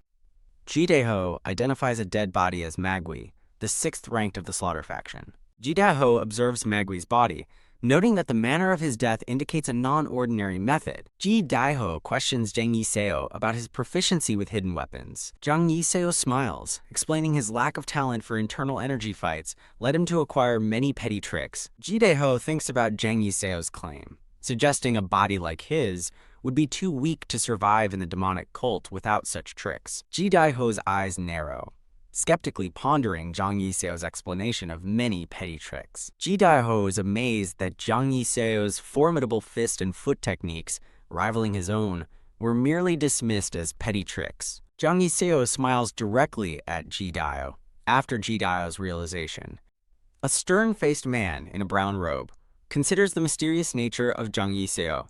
The 3rd young lady internally realizes why the 7th young master allows Jang Yiseo to be so close to him. Jang Yiseo stands solemnly, his robes splattered with blood from the recent battle. Jang Yiseo asks another man if he minds the use of hidden weapons, but the man dismisses it as a necessary act to protect the young master. A high-ranking official warns that he must report the day's events, which will inevitably reach the Council of Elders. The official questions a nervous, red-haired young master about the coming trouble with the Ma family. Jang Yiseo confidently assures the official that the young master will be fine, as they've left survivors for interrogation. With a determined gaze, Jang Yiseo vows to find the culprit, hold them accountable, and secure an official apology. The official expresses doubt, but Jang Yiseo, standing over a corpse, insists there is no reason for the matter to be difficult. Over a gruesome scene of dead bodies, Jang Yiseo argues that all the evidence and witnesses are perfectly clear. He threatens to protest the incompetence of the Horyongdang if the official continues to stall. The red-haired young master panics, asking Jang Yiseo what he'll do if the situation escalates further. The official places a calming hand on the young master's shoulder, observing the exchange in silence. With a pensive expression, the official considers the gravity of the situation. The official warns that failing to act now will only invite their enemies to defy them again. He continues his grim warning, stating the next attack will be far more vicious and dirty than today's. Turning to the young master, the official asks if he truly wants that outcome, causing him to flinch. As the young master stammers a denial, Jang Yiseo turns with a smile and declares the matter settled. Jang Yiseo formally clasps his hands, placing himself in the care of the man he now addresses as Hall Master. The Hall Master instructs him to uphold the strict laws of the demonic cult. Jang Yiseo closes his eyes, accepting the Hall Master's authority with a respectful gesture. The Hall Master inwardly praises Jang Yiseo's flawless conduct and eloquence, recognizing it's more than just martial talent. He further notes with admiration how Jang Yiseo expertly handles the notoriously reckless 7th young master. With a slight smile, the Hall Master concludes that a peculiar but capable man has joined the 7th young palace. Surveying the courtyard, he muses that Xianxin Mountain is about to get much noisier. The hallmaster formally states that he cannot promise to resolve this matter entirely on his own. His hands remain clasped as he finishes his thought, acknowledging the complexity of the situation. Apologizing to the seventh young master for the intrusion, the hallmaster offers to have his men clean the area. With a polite bow, the hallmaster thanks them for their understanding and promises to follow up after his investigation. Announcing his departure, the hallmaster vanishes in a swift movement, leaving the two behind. The camera focuses on the quiet palace building after the hallmaster's departure. The seventh young master sighs with exhaustion as Zhang Yixio remarks on their chaotic day. Annoyed, the seventh young master retorts that Zhang Yixio was the cause of all the chaos, listing his audacious actions. When asked for his plan, Zhang Yixio calmly dismisses the severity, stating they will simply protect what they have. Just as he begins speaking of the future, voices urgently call out for the young master and brother Yixio. A group of loyal men rushes into the bloody courtyard, their arrival cutting the conversation short. Their leader, Yang Tae, proudly announces their hasty return after completing Zhang Yixio's special order. He anxiously asks if they are safe, leaving the seventh young master bewildered by their dramatic entrance. Zhang Yixio watches his men approach with a small, satisfied smile. The men run across the blood-stained courtyard, eager to report to their leader. The scene shifts to a hooded figure walking through a bamboo forest toward a grand estate. The figure leaps gracefully through the air, closing the distance to the palace. Under the light of a full moon, a balcony is illuminated, hinting at a clandestine meeting. A hand skims across a written report as someone learns that Zhang Yixio has wiped out the Slaughter Faction's executive, Magui. A man with long white hair looks over, asking a subordinate named Narak to confirm the report. Narak, a man with similar white hair, confirms the spy's report, adding that Zhang Yixio defeated Magui, a master of sonic attacks. Listening to the report, the third young lady, now unbandaged and elegant, smirks with amusement. In the shadows, she reflects that he should be capable of such a feat if his bold ambitions weren't just empty words. Tapping the table, she acknowledges that he has successfully completed a troublesome task. Looking out at the moonlit sky, she contemplates going to see him in person. A woman in a pink dress smiles, pondering whether granting him a reward would be a good idea. A bright full moon illuminates the night sky above a dense tree line. An aerial view showcases the magnificent, sprawling Chuisonru complex surrounded by water. The young master demands an explanation from Zhang Yixio about his promise to make him the young cult leader. The young master expresses annoyance as he and other guests sit at tables, while two men in the background chatter loudly. An overhead view of a grand hall reveals multiple tables laden with food, where guests are seated for a feast. The young master, still questioning the feast's relevance, hears a voice announce the arrival of the seventh young master, an adjutant Zhang. The pavilion lord smiles gently, asking if the arrangements are to the young master's liking after she did her very best. The young master reassures the pavilion lord that the arrangements are more than sufficient, while Zhang Yixio looks surprised. Yang Tae grins, thinking about Jingu's tantrum and the elusive pavilion lord of Chuisonru. The young master wonders how Zhang Yixio knows the pavilion lord of Chuisonru, whom even high-ranking cult officials can't meet. The young master thanks the pavilion lord for her hard work, acknowledging he has asked many things of her lately. The pavilion lord smiles, confirming she was able to rest easy thanks to the people Zhang Yixio sent. The pavilion lord mentions her people asked to be informed of their arrival, as Xinyang Tae and his gang rush in, shouting for brother Yixio and the young master. Xinyang Tae and the entire Black Dragon gang are shown, having arrived to greet the group. Xinyang Tae and his gang dramatically prostrate themselves before Zhang Yixio and the young master, shouting their respects. The young master looks confused, questioning why he's being called brother. Yang Tae smiles slyly, wondering what is wrong with the young master now. Yang Tae thinks Zhang Yixio is no ordinary man, having easily crushed the infamous Slaughter Faction and predicting he'll do big things. A thought bubble exclaims, "A golden rope?" Yang Tae beams at Zhang Yixio, affectionately calling him brother. Zhang Yixio questions Yang Tae calling him brother despite being younger, but Yang Tae dismisses age, stating that in their cult, the strong prevail.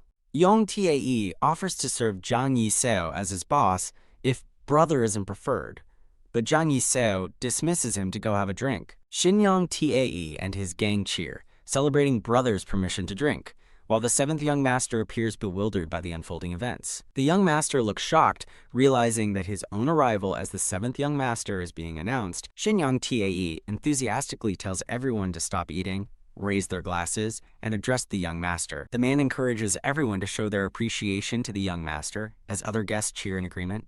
Guests enthusiastically raise their cups, thanking the seventh young master for saving their village and hosting such a grand feast. All the guests rise, raising their arms and cups in unison, expressing immense gratitude to the young master. The young master stares blankly, completely overwhelmed and confused by the villagers' enthusiastic response. The pavilion lord explains to the young master that while preparing the feast, she spread a rumor. Jang Yiseo reveals the fabricated rumor.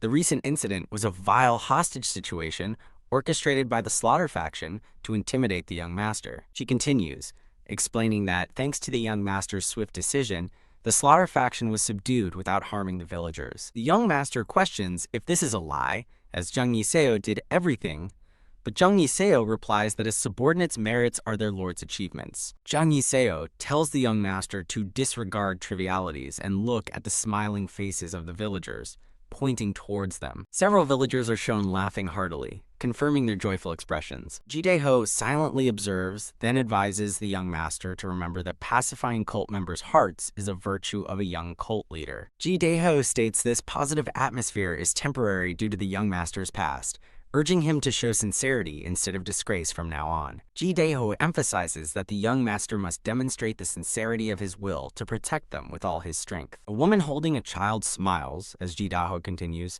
saying that if he does, their hearts will return with sincerity, and someday they will become... The young master listens intently, his expression thoughtful. The young master reflects, seeing anticipation in their eyes instead of scorn or fear. Jidae-ho glances between the young master and Jang Yiseo. Jang Yiseo smirks, thinking it's safe to say the young master's mindset has been somewhat corrected. Jang Yiseo mentally notes that mixing among Trisonru's people to stir up the mood was worth the effort. Jang Yiseo continues his thoughts, acknowledging that while the feast and labor costs doubled, it doesn't really matter. Jang Yiseo grins with glowing eyes, thinking he will get all the expenses back from the young master, with 50% annual interest. Jidae-ho tells the young master that is a story for later, inviting him to sit and drink now that he's finished being moved, as the young master looks flushed. Jang Yiseo smiles, stating he has something important to explain to the young master. Jang Yiseo and the young master sit opposite each other at a table, ready for their discussion. The seventh young master, with crossed arms and a strained expression, questions Jang Yiseo about his sudden, random inquiry. Jang Yiseo, with a sly smile, asks if he caught the cult leader's eye, clarifying it's not a grand question. Jang Yiseo explains that as the seventh young master's adjutant, he needs to assess his understanding of his position before planning his path to young cult leader. Jang Yiseo encourages the seventh young master to speak freely, while he appears thoughtful, pondering his response. The seventh young master beams, striking a pose, and confidently suggests he caught the cult leader's eye because he's handsome. A wide shot shows Jang Yiseo and the seventh young master sitting in silence at the table, a moment of awkward pause.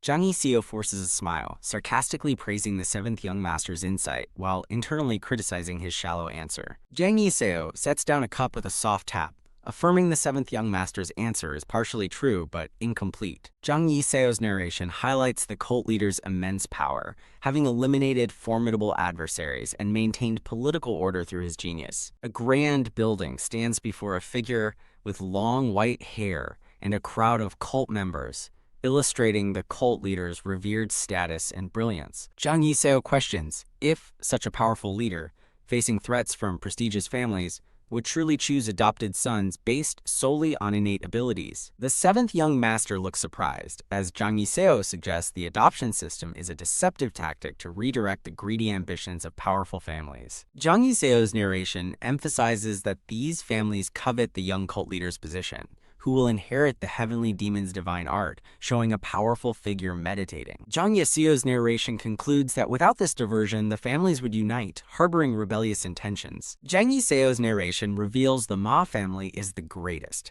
explaining why the cult leader chose the seventh young master, the seventh son, over the eldest. A menacing dragon head looms over dismembered bodies, illustrating the Ma family's power to nullify rivalries. Zhang Yixio explains the seventh young master was chosen as a concubine's son because, despite his martial talent, the Ma family wouldn't fully support him, portraying him as a small figure with a broom. The seventh young master appears confused by Zhang Yixio's explanation of the complex balance of power within the cult. Zhang Yixio calmly defines politics for the seventh young master, explaining it's about countless schemes hidden within seemingly trivial choices. Zhang Yixio's eyes glow ominously as he thinks that the cult leader Jin Wuguang's heartlessness will become his opportunity. Zhang Yixio smirks sinisterly, holding a miniature throne with a tiny seventh young master, symbolizing his manipulative control.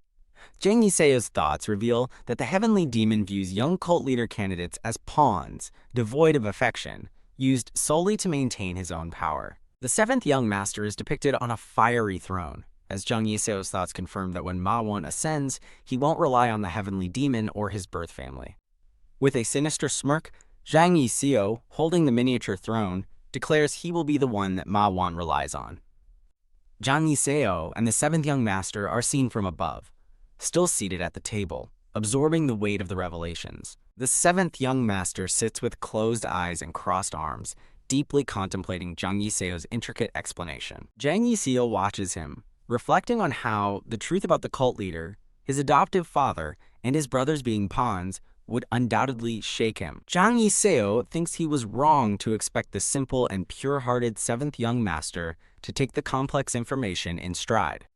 Zhang Yixio concludes that the seventh young master likely needs several days to fully process his thoughts. The seventh young master's face is obscured, as he abruptly asks if Zhang Yixio means he was chosen as the Ma family's representative. The seventh young master beams triumphantly, radiating a pure aura, overjoyed by his simplified, self-serving understanding of the situation. The seventh young master asks if being the Ma family's representative isn't all that truly matters, seeking Zhang Yixio's affirmation.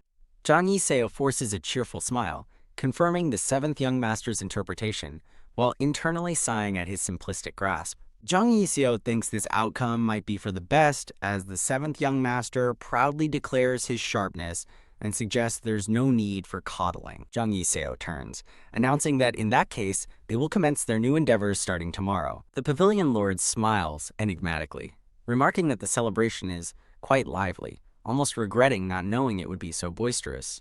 The pavilion lord surprises Zhang Yixio and the seventh young master, who turn to look at her. Zhang Yixio dismisses her cold words, smiling as he says a feast is always better with more guests. Zhang Yixio welcomes Jin Sanpa, who has just arrived, while the seventh young master looks surprised by his presence. The seventh young master abruptly stands, looking utterly shocked and exclaiming in disbelief. The seventh young master glares at Jin Sanpa, demanding how he dares to show his face, as Jin Sanpa respectfully greets him. Jin Sanpa bows deeply to the seventh young master, who remains wide-eyed and stunned by his unexpected appearance. Jin Sanpa, with his back turned, informs the seventh young master that he's there for business with Zhang Yixio, urging him not to cause a scene. The seventh young master's eyes widen, realizing Jin Sanpa's presence is not accidental, and that he is here to warn him. The seventh young master envisions Jin Sanpa as a menacing figure with a maid, mockingly laughing and warning him to stop messing with him. Zhang Yixio smiles sinisterly at the seventh young master, who clenches his fists, thinking Zhang Yixio is done for, yet confused by his sinister expression. Jin Sanpa calmly instructs Zhang Yixio to follow him for a walk. A woman with long, dark hair, accompanied by two attendants, clarifies that Jin Sanpa wishes to speak with Zhang Yixio alone. Zhang Yixio and Jin Sanpa walk under a full moon, with Jin Sanpa expressing surprise that Zhang Yixio's first act after the Slaughter faction attack was a feast. Jin Sanpa continues, expressing his shock at Zhang Yixio's audacity in demanding an apology from the Sa brothers through the Horyongdang leader after thoroughly antagonizing the Slaughter faction. Zhang Yixio smirks, explaining his plan to clear the stigma over the residents, as the cult leader won't acknowledge a successor the cultists don't accept. Guillaume Sykes' voice declares the demand for an apology is part of this. Angered that insolent men dared challenge the young master's authority, Zhang Yixio proposes they crush their opposition to earn proper recognition for the young master, and for himself as his aide. The third young lady stares back, unimpressed and silent in the face of his ambitious plan. She finally speaks, acknowledging his clever words, but worrying his sharp tongue will stir up trouble. Looking out at the full moon, she softens her tone, admitting that despite her concerns, he did well. The third young lady offers him a reward, asking if there is anything he desires, from elixirs to the cult's hidden treasures. Zhang Yiseo grins mischievously at the generous offer, declaring his love for being greedy as the third young lady looks on. With a dramatic flair, he spreads his arms wide, but then declares that now is not the right time for a reward. He tells the third young lady he will ask for something properly later, when he is truly in need. Recognizing his cunning move to create a future debt, she smiles and tells him not to dare pretend he doesn't know her then. As a token for his efforts, she decides to offer him one piece of valuable advice. She informs him that the cult leader will soon hold his regular morning assembly with his children. Zhang Yiseo listens as she reveals it's the seventh young master's turn in half a month, coolly stating that he already knew. An ornate dining table is shown as it's explained that this private breakfast is actually a major cult event. The narration reveals it is where the intimidating Jin Wu Guang evaluates his children's achievements and imparts his teachings. Zhang Yiseo thinks to himself that this is an internal secret, and it would be strange for a former 7th grade ghost to know about it. Feigning ignorance, he asks about the peculiar event, prompting the third young lady to note that he hadn't heard. The third young lady smirks, correctly assuming the 7th young master was too embarrassed to tell him himself. Zhang Yiseo looks startled, wondering about her expression and fearing that the lunatic brat has done something foolish. Believing the 7th young master would behave in front of the cult leader, the third young lady offers her crucial advice. She looks at him intently, delivering a shocking order. Do not attend the morning assembly under any circumstances. As Zhang Yiseo questions her, she insists he use any excuse, even feigning broken legs, to formally refuse the invitation. Her warning continues over a scene of a red-haired man drinking merrily with his companions. She reveals that if he attends, the 7th young master will be stripped of his qualifications, leaving Zhang Yiseo stunned. On the bridge, Zhang Yiseo stands frozen in shock as the third young lady walks away, unable to process her words. The scene shifts to the next day at the 7th young palace under a bright morning sun. The red-haired man from the party wakes up in bed, clutching his head and complaining about a terrible hangover. Wincing in pain, he regrets drinking an entire jar of strong liquor the night before. He gags, trying to force himself to throw up for relief, but nothing comes up. Deciding a pat on the back might help, he stumbles out of bed. Suddenly, a hand slams into his back with a powerful whack. He is violently thrown forward, letting out a choked cough from the unexpected blow. Stumbling and gagging, he lurches toward a closed door. He collapses to his knees, completely bewildered by the sudden attack. Looking up in fury, he sees Zhang Yiseo looming over him and angrily demands to know why he was just assaulted. The red-haired young master finishes his question as Zhang Yiseo offers a chillingly insincere apology. Zhang Yiseo claims he thought the young master's throat was blocked and cheekily asks if he perhaps overdid it. The young master shouts from the floor that he's not sorry at all and demands to know what's gotten into him. Zhang Yiseo crouches, noting the young master's nausea seems to have passed, and says it's time to talk. Getting menacingly close, Zhang Yiseo demands to know why he blatantly ignored the cult leader's assembly invitation. Zhang Yiseo repeats that the nausea seems gone, so it's time for the young master to start talking. He continues his interrogation, demanding to know the reason for the young master's recent behavior. His voice rising, he once again demands to know why the cult leader's invitation to breakfast was ignored. With a furious glare, he presses the young master, repeating his question about his audacity. The two sit at a table, the tense confrontation continuing in the quiet room. The red-haired young master nervously clutches his hands, stammering as he asks how many times he has to explain. He explodes in frustration, shouting that if he knew why, he wouldn't be in this situation, which confuses Zhang Yiseo. The young master desperately claws at a massive, unmoving door, crying that some trick has sealed it shut despite his every effort.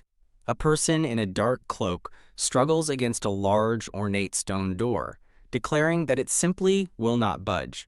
Zhang Yiseo ponders the mystery of a door that won't open even when pushed, despite the person's innate strength. Zhang Yiseo plans to investigate thoroughly but notes the short time before the breakfast meeting, emphasizing the need for countermeasures. A man with long red hair reacts with surprise and agitation to a sudden, quick sound. Zhang Yiseo informs the seventh young master he is leaving, but instructs him to stay and guard the palace. The seventh young master tells Zhang Yiseo to go spend some money. Heavenly Demon Hall is introduced as the core of Cheonsan, where heavenly demon Jin Wuguang resides, depicted as majestic mountains. The narration describes the heavenly demon hall's location on Mount Mahe, one of Murim's most formidable mountains. A vast lake lies behind it, and 5 finger-like paths in front, where Oryongdang, a demonic cult faction, has established its base. The narration emphasizes that passage is thoroughly restricted for everyone, highlighted by a menacing dragon head. Only Horyongdang on the middle finger path allows entry to Mount Mahe for those invited by the heavenly demon, but even then, a 300-step suspension bridge must be crossed. The Gwangbyeong Kyeonma unit, the strongest force under the heavenly demon, guards the remaining 3,000 winding steps. The narration concludes it's an uninvadable sanctuary. Its location cannot be easily grasped, and those without cult ties cannot even dare to enter. That place, featuring a figure on a grand throne under a shadowy presence, is precisely the Heavenly Demon Hall. Zhang Yiseo, with a tight jaw, observes that his companion already possesses such extensive knowledge. Jegal Guiryong, a man with a distinctive mustache and a fan, looks thoughtful. The identity of Jegal Guiryong, owner of Jegal Seogwon, is revealed. Zhang Yiseo continues, noting that Jegal Guiryong is a unique money demon who has even put down a large sum. Zhang Yiseo stands smiling, with a money bag placed on the table before Jegal Guiryong. Zhang Yiseo, with a sly smile, explains his curiosity delves deeper than the surface. Zhang Yiseo asks Jegal Guiryong why the 7th young master returns frustrated after every breakfast meeting. Jegal Guiryong contemplates Zhang Yiseo's specific inquiry about that door. Zhang Yiseo, with a bright smile, internally praises Jegal Guiryong's acting skills, acknowledging they are necessary. Zhang Yiseo's thoughts reveal that Jegal Guiryong appears as an information broker under the Jegal surname within the demonic cult's orthodox faction. His true identity, however, is being one of the hidden technical officials, responsible for the cult's major mystical formations and mechanical arrays. Zhang Yiseo, observing Jegal Guiryong, thinks his true identity is a secret that even he, Zhang Yiseo, cannot sell. Zhang Yiseo, feigning distress, says he cannot openly show his knowledge, explaining he asked because he believed Guiryong, their teacher, would surely know. Zhang Yiseo, with a wide, confident smile, asserts that their teacher Guiryong, the reincarnation of Zhuge Liang, would surely know. Jegal Guiryong thinks Zhang Yiseo is a dark-hearted, sly fellow, wondering how much he truly knows to speak so boldly. Jegal Guiryong, holding his fan, thinks that revealing heavenly secrets is a grave sin, not even to be considered. Jegal Guiryong advises Zhang Yiseo, as a regular, that many people are currently seeking his biography. Zhang Yiseo questions the meaning of people searching for his biography as panels flash back to his past deeds, including killing a demon and Mogwai of the Slaughter faction. Jegal Guiryong, with a serious expression, clarifies that the interest is rooted in caution towards a potential troublesome enemy, not simple curiosity. Zhang Yiseo asks if Jegal Guiryong profited, but he angrily denies selling information, calling Zhang Yiseo a money-crazed fool who needs a more substantial history. Jegal Guiryong advises Zhang Yiseo to avoid meddling with useless things and remain quiet for a while. Given the current situation, Zhang Yiseo, with a stern expression, realizes Jegal Guiryong knows something, given his warning of a sudden, violent death. Zhang Yiseo, looking regretful, states that since Jegal Guiryong is worrying about his life, he has no choice but to admit this was merely a down payment. Zhang Yiseo, with a glint in his eye, reveals he planned to add 2 more money bags of the same size if the information was satisfactory. With a determined expression, Zhang Yiseo declares he must take his money back. Zhang Yiseo firmly grabs Jegal Guiryong's hand. Zhang Yiseo asserts control by grabbing Jegal Guiryong's wrist, preventing him from withdrawing the money bag. Jegal Guiryong, with a wry smile, concedes, stating he can tell Zhang Yiseo one thing. Jegal Guiryong explains that the door to the Heavenly Demon Hall confirms one's qualification for a private audience with the cult leader. Jegal Guiryong, holding the money bag, explains that a qualified person only needs to knock for the door to open. Jegal Guiryong dramatically exclaims that it shall open, demonstrating the act of knocking. Zhang Yiseo stands before Jaegol Guiryong, who is now leaning back in his chair, looking exhausted. Zhang Yiseo looks down as Jaegol Guiryong gestures expansively from his seat. Sunlight streams over a traditional building with bright metallic sound effects. The seventh young master, with a worried expression, seems to be processing a significant realization. The seventh young master sits on the palace steps, looking down in confusion at men carrying wooden planks. His confusion grows as he sees his entire courtyard has been turned into a bustling construction site. Spotting Zhang Yiseo, he angrily demands to know what the Black Dragon Gang is doing in his palace. But Zhang Yiseo calmly tells him not to be surprised. As another man joins him, Zhang Yiseo coolly explains that the men are simply following his orders, leaving the seventh young master stunned. Zhang Yiseo shares a knowing look with his companion, a man with a distinct mustache and goatee. The man bows, introducing himself as Jaegol Guiryong, a passing Seoguan owner, and the young master recognizes the prestigious Jaegol name with shock. Jaegol claims he was dragged into renovating the palace by the unethical Zhang Yiseo, who counters that the massive sum he paid for information makes them even. With a menacing grin, Zhang Yiseo warns Jaegol to do the job well. Jaegol listens with a grim expression as Zhang Yiseo finishes his threat. Unless you want a refund with interest. The seventh young master stares blankly, repeating the words, renovation work? In disbelief. Zhang Yiseo suddenly grabs the flustered young master, telling him to pack his bags for a long trip. With a sly smile, Zhang Yiseo reveals their destination is the Heavenly Demon Hall. The scene shifts to an opulent room decorated with a tiger skin rug and a large tiger painting. A man's hand turns the page of a book filled with elegant script, his thoughts expressing surprise. The man is revealed to be Ji Daiho, the Horyongdang leader, who reflects that he always knew Zhang Yiseo was no ordinary person. A devious smile crosses his face as he wonders just what kind of past Zhang Yiseo has been hiding. A flashback begins, set 14 years ago, just after a peace treaty was signed between the world's major factions. During this chaotic time, the demonic cult sought to secure new talent for its ranks. The cult invaded other lands, kidnapping abandoned children or buying them from the black market. These children, called special external disciples, had to undergo a brutal selection process to determine their future. Their aptitude was judged by the formidable seventh elder, the conjoined two-headed twin devils. The twin devils are introduced, the calmer Yang Yu and the fiercer Yang Yo. Those who received a superior judgment were given a chance at a prestigious life as an adopted son or master's disciple. But those judged as worst were branded wild dogs and fated to become experimental subjects or cannon fodder. The focus turns to a young, dirt-streaked, and stoic Zhang Yiseo awaiting his judgment. Yang Yu inspects the boy, finding him to be truly ambiguous. However, Yang Yu argues that Zhang Yiseo's martial aptitude is so exceptional, it defies even a, quote, superior rating, making the decision difficult. The twin devils, eyes glowing ominously, are left to ponder what to do with the perplexing child.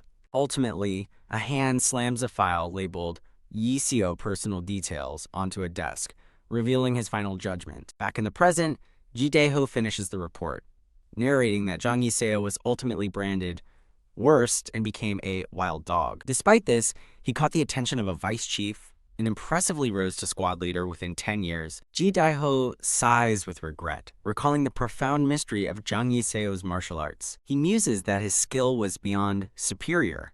It was supreme, possibly the best in the world. But there was a critical, unsolvable problem. Zhang Yiseo possessed the 9-hole constitution. Ji Daeho gravely considers the issue, knowing that not even the 6th elder, a master of demonic medicine, could offer a solution. He concludes that the only person who might hold a clue is a solitary figure sitting in a grand, empty hall, the cult leader himself. Ji Daeho contemplates the strange partnership, a master with a powerful constitution and an assistant with peak enlightenment. Wondering how far they can go, he decides to arrange a breakfast meeting with the cult leader.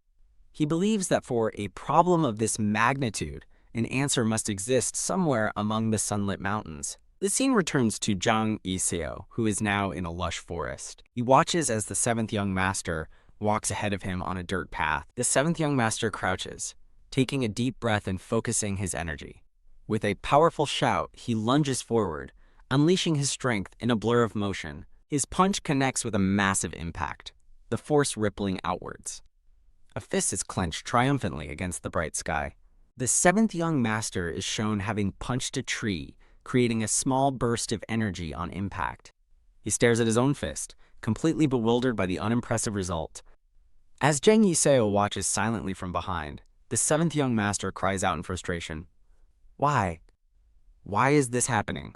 The seventh young master appears worried, realizing the implication of Jigal Guiryong's words regarding the heavenly demon hall door. Zhang Yiseo, holding his head, exasperatedly thinks the seventh young master is truly hopeless. Zhang Yiseo recalls Jigal Guiryong stating the heavenly demon hall door checks qualifications, affirming he wouldn't lie about such information. Zhang Yiseo deduces the heavenly demon hall door isn't opened by physical strength, given that Mao couldn't open it while younger siblings could. Zhang Yiseo concludes that if physical strength isn't the key, only one other symbol of a martial artist's power remains. He dramatically declares that the essential power is internal energy, as a glow emanates from the ornate door. Zhang Yiseo, envisioning a martial artist meditating with internal energy, firmly believes the door must check one's internal energy. Zhang Yiseo contemplates if others would think him mad for this theory, yet he has encountered similar conceptual walls thousands of times. He concludes that if the heavenly demon hall door is just another puzzle to solve, his theory is not strange at all. Zhang Yiseo questions why Mao, despite his heavenly yang constitution, cannot open the heavenly demon hall door. He recalls Mao easily shattering thick trees with a simple punch, demonstrating his innate powerful internal energy flow. Zhang Yiseo reiterates his confusion, wondering why Mao, who can effortlessly destroy trees, cannot open the door. Zhang Yiseo explains that this question immediately led him to a hypothesis, prompting him to make a request to test it. Zhang Yiseo instructs Mao to move his internal energy and break the tree, as he usually does. Mao looks bewildered, questioning why he should suddenly perform such an easy task. Zhang Yiseo watches Mao with a skeptical expression. Mao, struggling and flustered, repeatedly punches the tree, yelling in frustration because his internal energy isn't working as expected. Mao angrily punches the tree again, exclaiming, "Damn it," in continued frustration. From an overhead perspective, Mao is seen fruitlessly attacking the resilient tree, while Zhang Yiseo calmly observes his struggle. Zhang Yiseo thinks that Mao's problem is his mindless pushing of internal energy without proper technique. He muses that condensing internal energy is a fundamental concept all martial artists should know, yet Mao completely lacks this basic understanding. Zhang Yiseo concludes Mao's lack of control is largely due to his damnable, overpowered body. Mao, frustrated, asks Zhang Yiseo why he's glaring, insisting he didn't fail on purpose, as Zhang Yiseo observes his uncontrolled power. The narration explains that ordinary martial artists meticulously train to delicately handle and condense their internal energy, developing gradually. The narration reveals Mao's unique constitution allows him to accumulate internal energy simply by breathing, moving it perfectly just by thought. The narration emphasizes that Mao's overly superior physical aptitude is the very source of his current limitation. Zhang Yiseo steps forward, determining there's no solution but to painstakingly teach Mao. Zhang Yiseo, with a determined expression, tells Mao they have no choice but to teach him thoroughly, even if strenuous. Zhang Yiseo announces that he can only perform this demonstration once. Zhang Yiseo explains to Mao that internal energy is not just about quick movement. Without condensed power, one can never defeat true strength. Zhang Yiseo raises his hand, instructing Mao to concentrate his entire mind with the sole intention of not wasting a single bit of internal energy. Zhang Yiseo closes his eyes in deep concentration, focusing his mind. Zhang Yiseo delicately channels his internal energy, showing precise control. With his eyes glowing, Zhang Yiseo explains that one must be able to unleash internal energy precisely to a desired location without waste. Zhang Yiseo demonstrates a focused emission of internal energy from his fingertips into the forest. Zhang Yiseo unleashes a powerful, condensed blast, completely shattering the tree with a single, precise strike. The tree is violently obliterated by Zhang Yiseo's focused internal energy, with Mao watching in stunned silence. Zhang Yiseo turns to a wide-eyed Mao, explaining that this is the emission of internal energy. Zhang Yiseo further clarifies that only a few advanced masters can condense and utilize emitted internal energy, which is the crystallization of qi.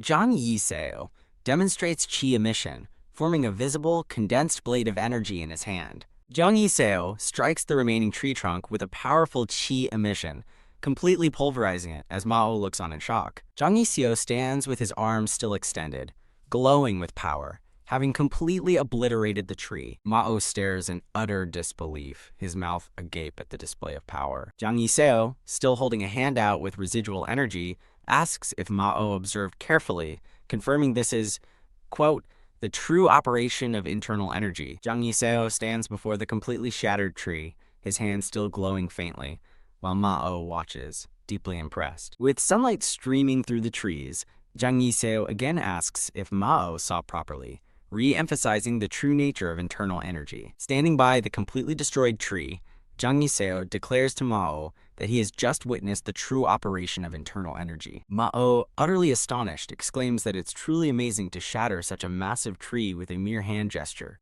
Jang Yiseo turns to Mao and asks for his assessment.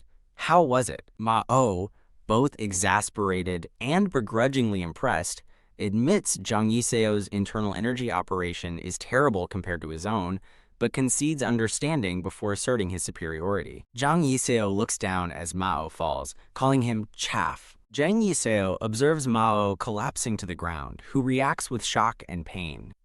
Jang Yiseo stares in confusion, wondering what is happening to Mao. Mao lies unconscious on the ground amidst the grass. Under a full moon, bare branches extend as soft sniffs, sobs, and a faint ugh sound denote deep sorrow. A person's hand clutches cloth, and a sigh sounds, revealing a tender farewell in a past setting. A young, tearful Yuna grabs a man's arm, pleading why he is leaving her alone. Yuna's older brother gently touches her face, smiling sadly, as she begs to come with him. Yuna's brother explains he must travel far, a path too rough for a child like her. Yuna cries as her brother promises other adults will take her to a better place soon. Yuna's brother describes this good place, offering 3 meals a day and martial arts training, while the scene reveals their desolate village. Yuna's brother gently cradles her face, urging her to listen to the adults and promising to visit her soon. Yuna's brother walks away from the crying Yuna, emphasizing their promise as another man accompanies him. Mao, 14 years older, gazes thoughtfully, reflecting on that pivotal day. Tears stream down Mao's face as he remains lost in the painful memory. Jang Yiseo splashes a bucket of water onto Mao, exclaiming that he's finally awake. Jang Yiseo notes it's good Mao woke up, as he was about to splash more water, to which Mao responds he would have drowned. Mao asks about their location, and Jang Yiseo confirms they are at the abandoned mountain house he mentioned. Jang Yiseo reminds Mao that he agreed to train there until his breakfast meeting with his father, showing the dilapidated house. Jang Yiseo internally questions if Mao was too dull to remember the way, while Mao angrily wonders if Jang Yiseo thinks he's an idiot. Jang Yiseo, arms crossed, asks why Mao, who dispatched a master like Magui, collapsed after a brief use of internal energy. Jang Yiseo recalls Mao shooting lightning at Magui, and questions why someone capable of such feats would collapse so easily. Mao looks at Jang Yiseo, wondering if he has learned some strange demonic art. Mao explains he had no choice but to use whatever means, good or ill, to become strong as a commoner. Mao reveals his collapse was a side effect, and Jang Yiseo internally remarks that Mao is, despite appearances, a defective item. Jang Yiseo tells Mao he must get stronger quickly. Jang Yiseo admits he doesn't know when he might collapse again, leaving Mao looking unsettled. Mao dismisses Jang Yiseo's ill-omened talk, stating they have more pressing matters to discuss. Mao explains that Jang Yiseo has already reached the peak in terms of internal energy quantity. Jang Yiseo tells Mao his internal energy operation is still third-rate, causing Mao to question if he needs to perform Balgi again. Jang Yiseo explains that while Balgi is an eventual goal, it's impossible to achieve in 14 days and isn't currently needed. Jang Yiseo clarifies that Balgi cannot be the standard for entering the Heavenly Demon Palace, since other young masters entered easily. Jang Yiseo's focused eye suggests he has identified Mao's true goal. Jang Yiseo declares that Mao's true aim is Balchul, as an illustrative burst of energy surrounds them. Jang Yiseo explains that Balchul requires not just raw power, but perfectly controlling and condensing internal energy, as he demonstrated. Zhang Yixio instructs Mao to cultivate internal energy through breath without waste, learning to make it flow and wield it. Zhang Yixio explains that if Mao can fully circulate internal energy through all meridians, achieving Daijutun, then they will finally be able to discuss entering the heavenly demon palace, showing them meditating before the ornate door. Mao, looking somewhat confused, asks if Zhang Yixio understands him, to which he awkwardly replies, yes. Zhang Yixio asks if Mao means circulating internal energy like a spinning top, then mentally dismisses the idea as having a long way to go. Zhang Yixio realizes Mao, despite his appearance, is the same age as Yuna. Zhang Yixio continues contemplating Mao's age in comparison to Yuna. Zhang Yixio observes Mao and finds their personalities similar when Mao acts childish, causing him to sweat. Zhang Yixio, with intense determination, resolves to turn Mao into a proper person within the next 2 weeks. Zhang Yixio declares definitely, while Mao appears overwhelmed by the intense energy surrounding him. Yodasun, an archer, stands on a platform in an outdoor training area overseeing another man. Yodasun picks up an arrow, questioning if they lost track of the target. Yodasun listens as a man reports confirming the target's departure from Wolha village into Horyongdang's territory. Yodasun and the man discuss their inability to pursue due to concerns about a direct conflict with Horyongdang. An unseen figure thinks about Zhang Yixio's cunning mind and Magui's unexpected defeat. An archer, with determination, pulls back a bowstring, vowing to delay his sworn brother's revenge no longer. The archer takes aim with his bow and arrow at a man tied to a wooden stake. 2 arrows pierce the chests of 2 different tied men, their bodies recoiling from the fatal impact. 4 tied men stand against a wooden fence, 2 already struck by arrows, as another arrow flies toward them with a whiz. A tied man groans in pain from an arrow wound, while Zhang Yixio's eye reflects the distant archer, indicating he is observing the scene. Yodasun, a rank 5 of the Slaughter faction, glows with green internal energy as he prepares to shoot, declaring he will act himself. Yodasun, known as the lust demon of the poison Dao, narrows his eyes in anger, vowing to eliminate Zhang Yixio's aid.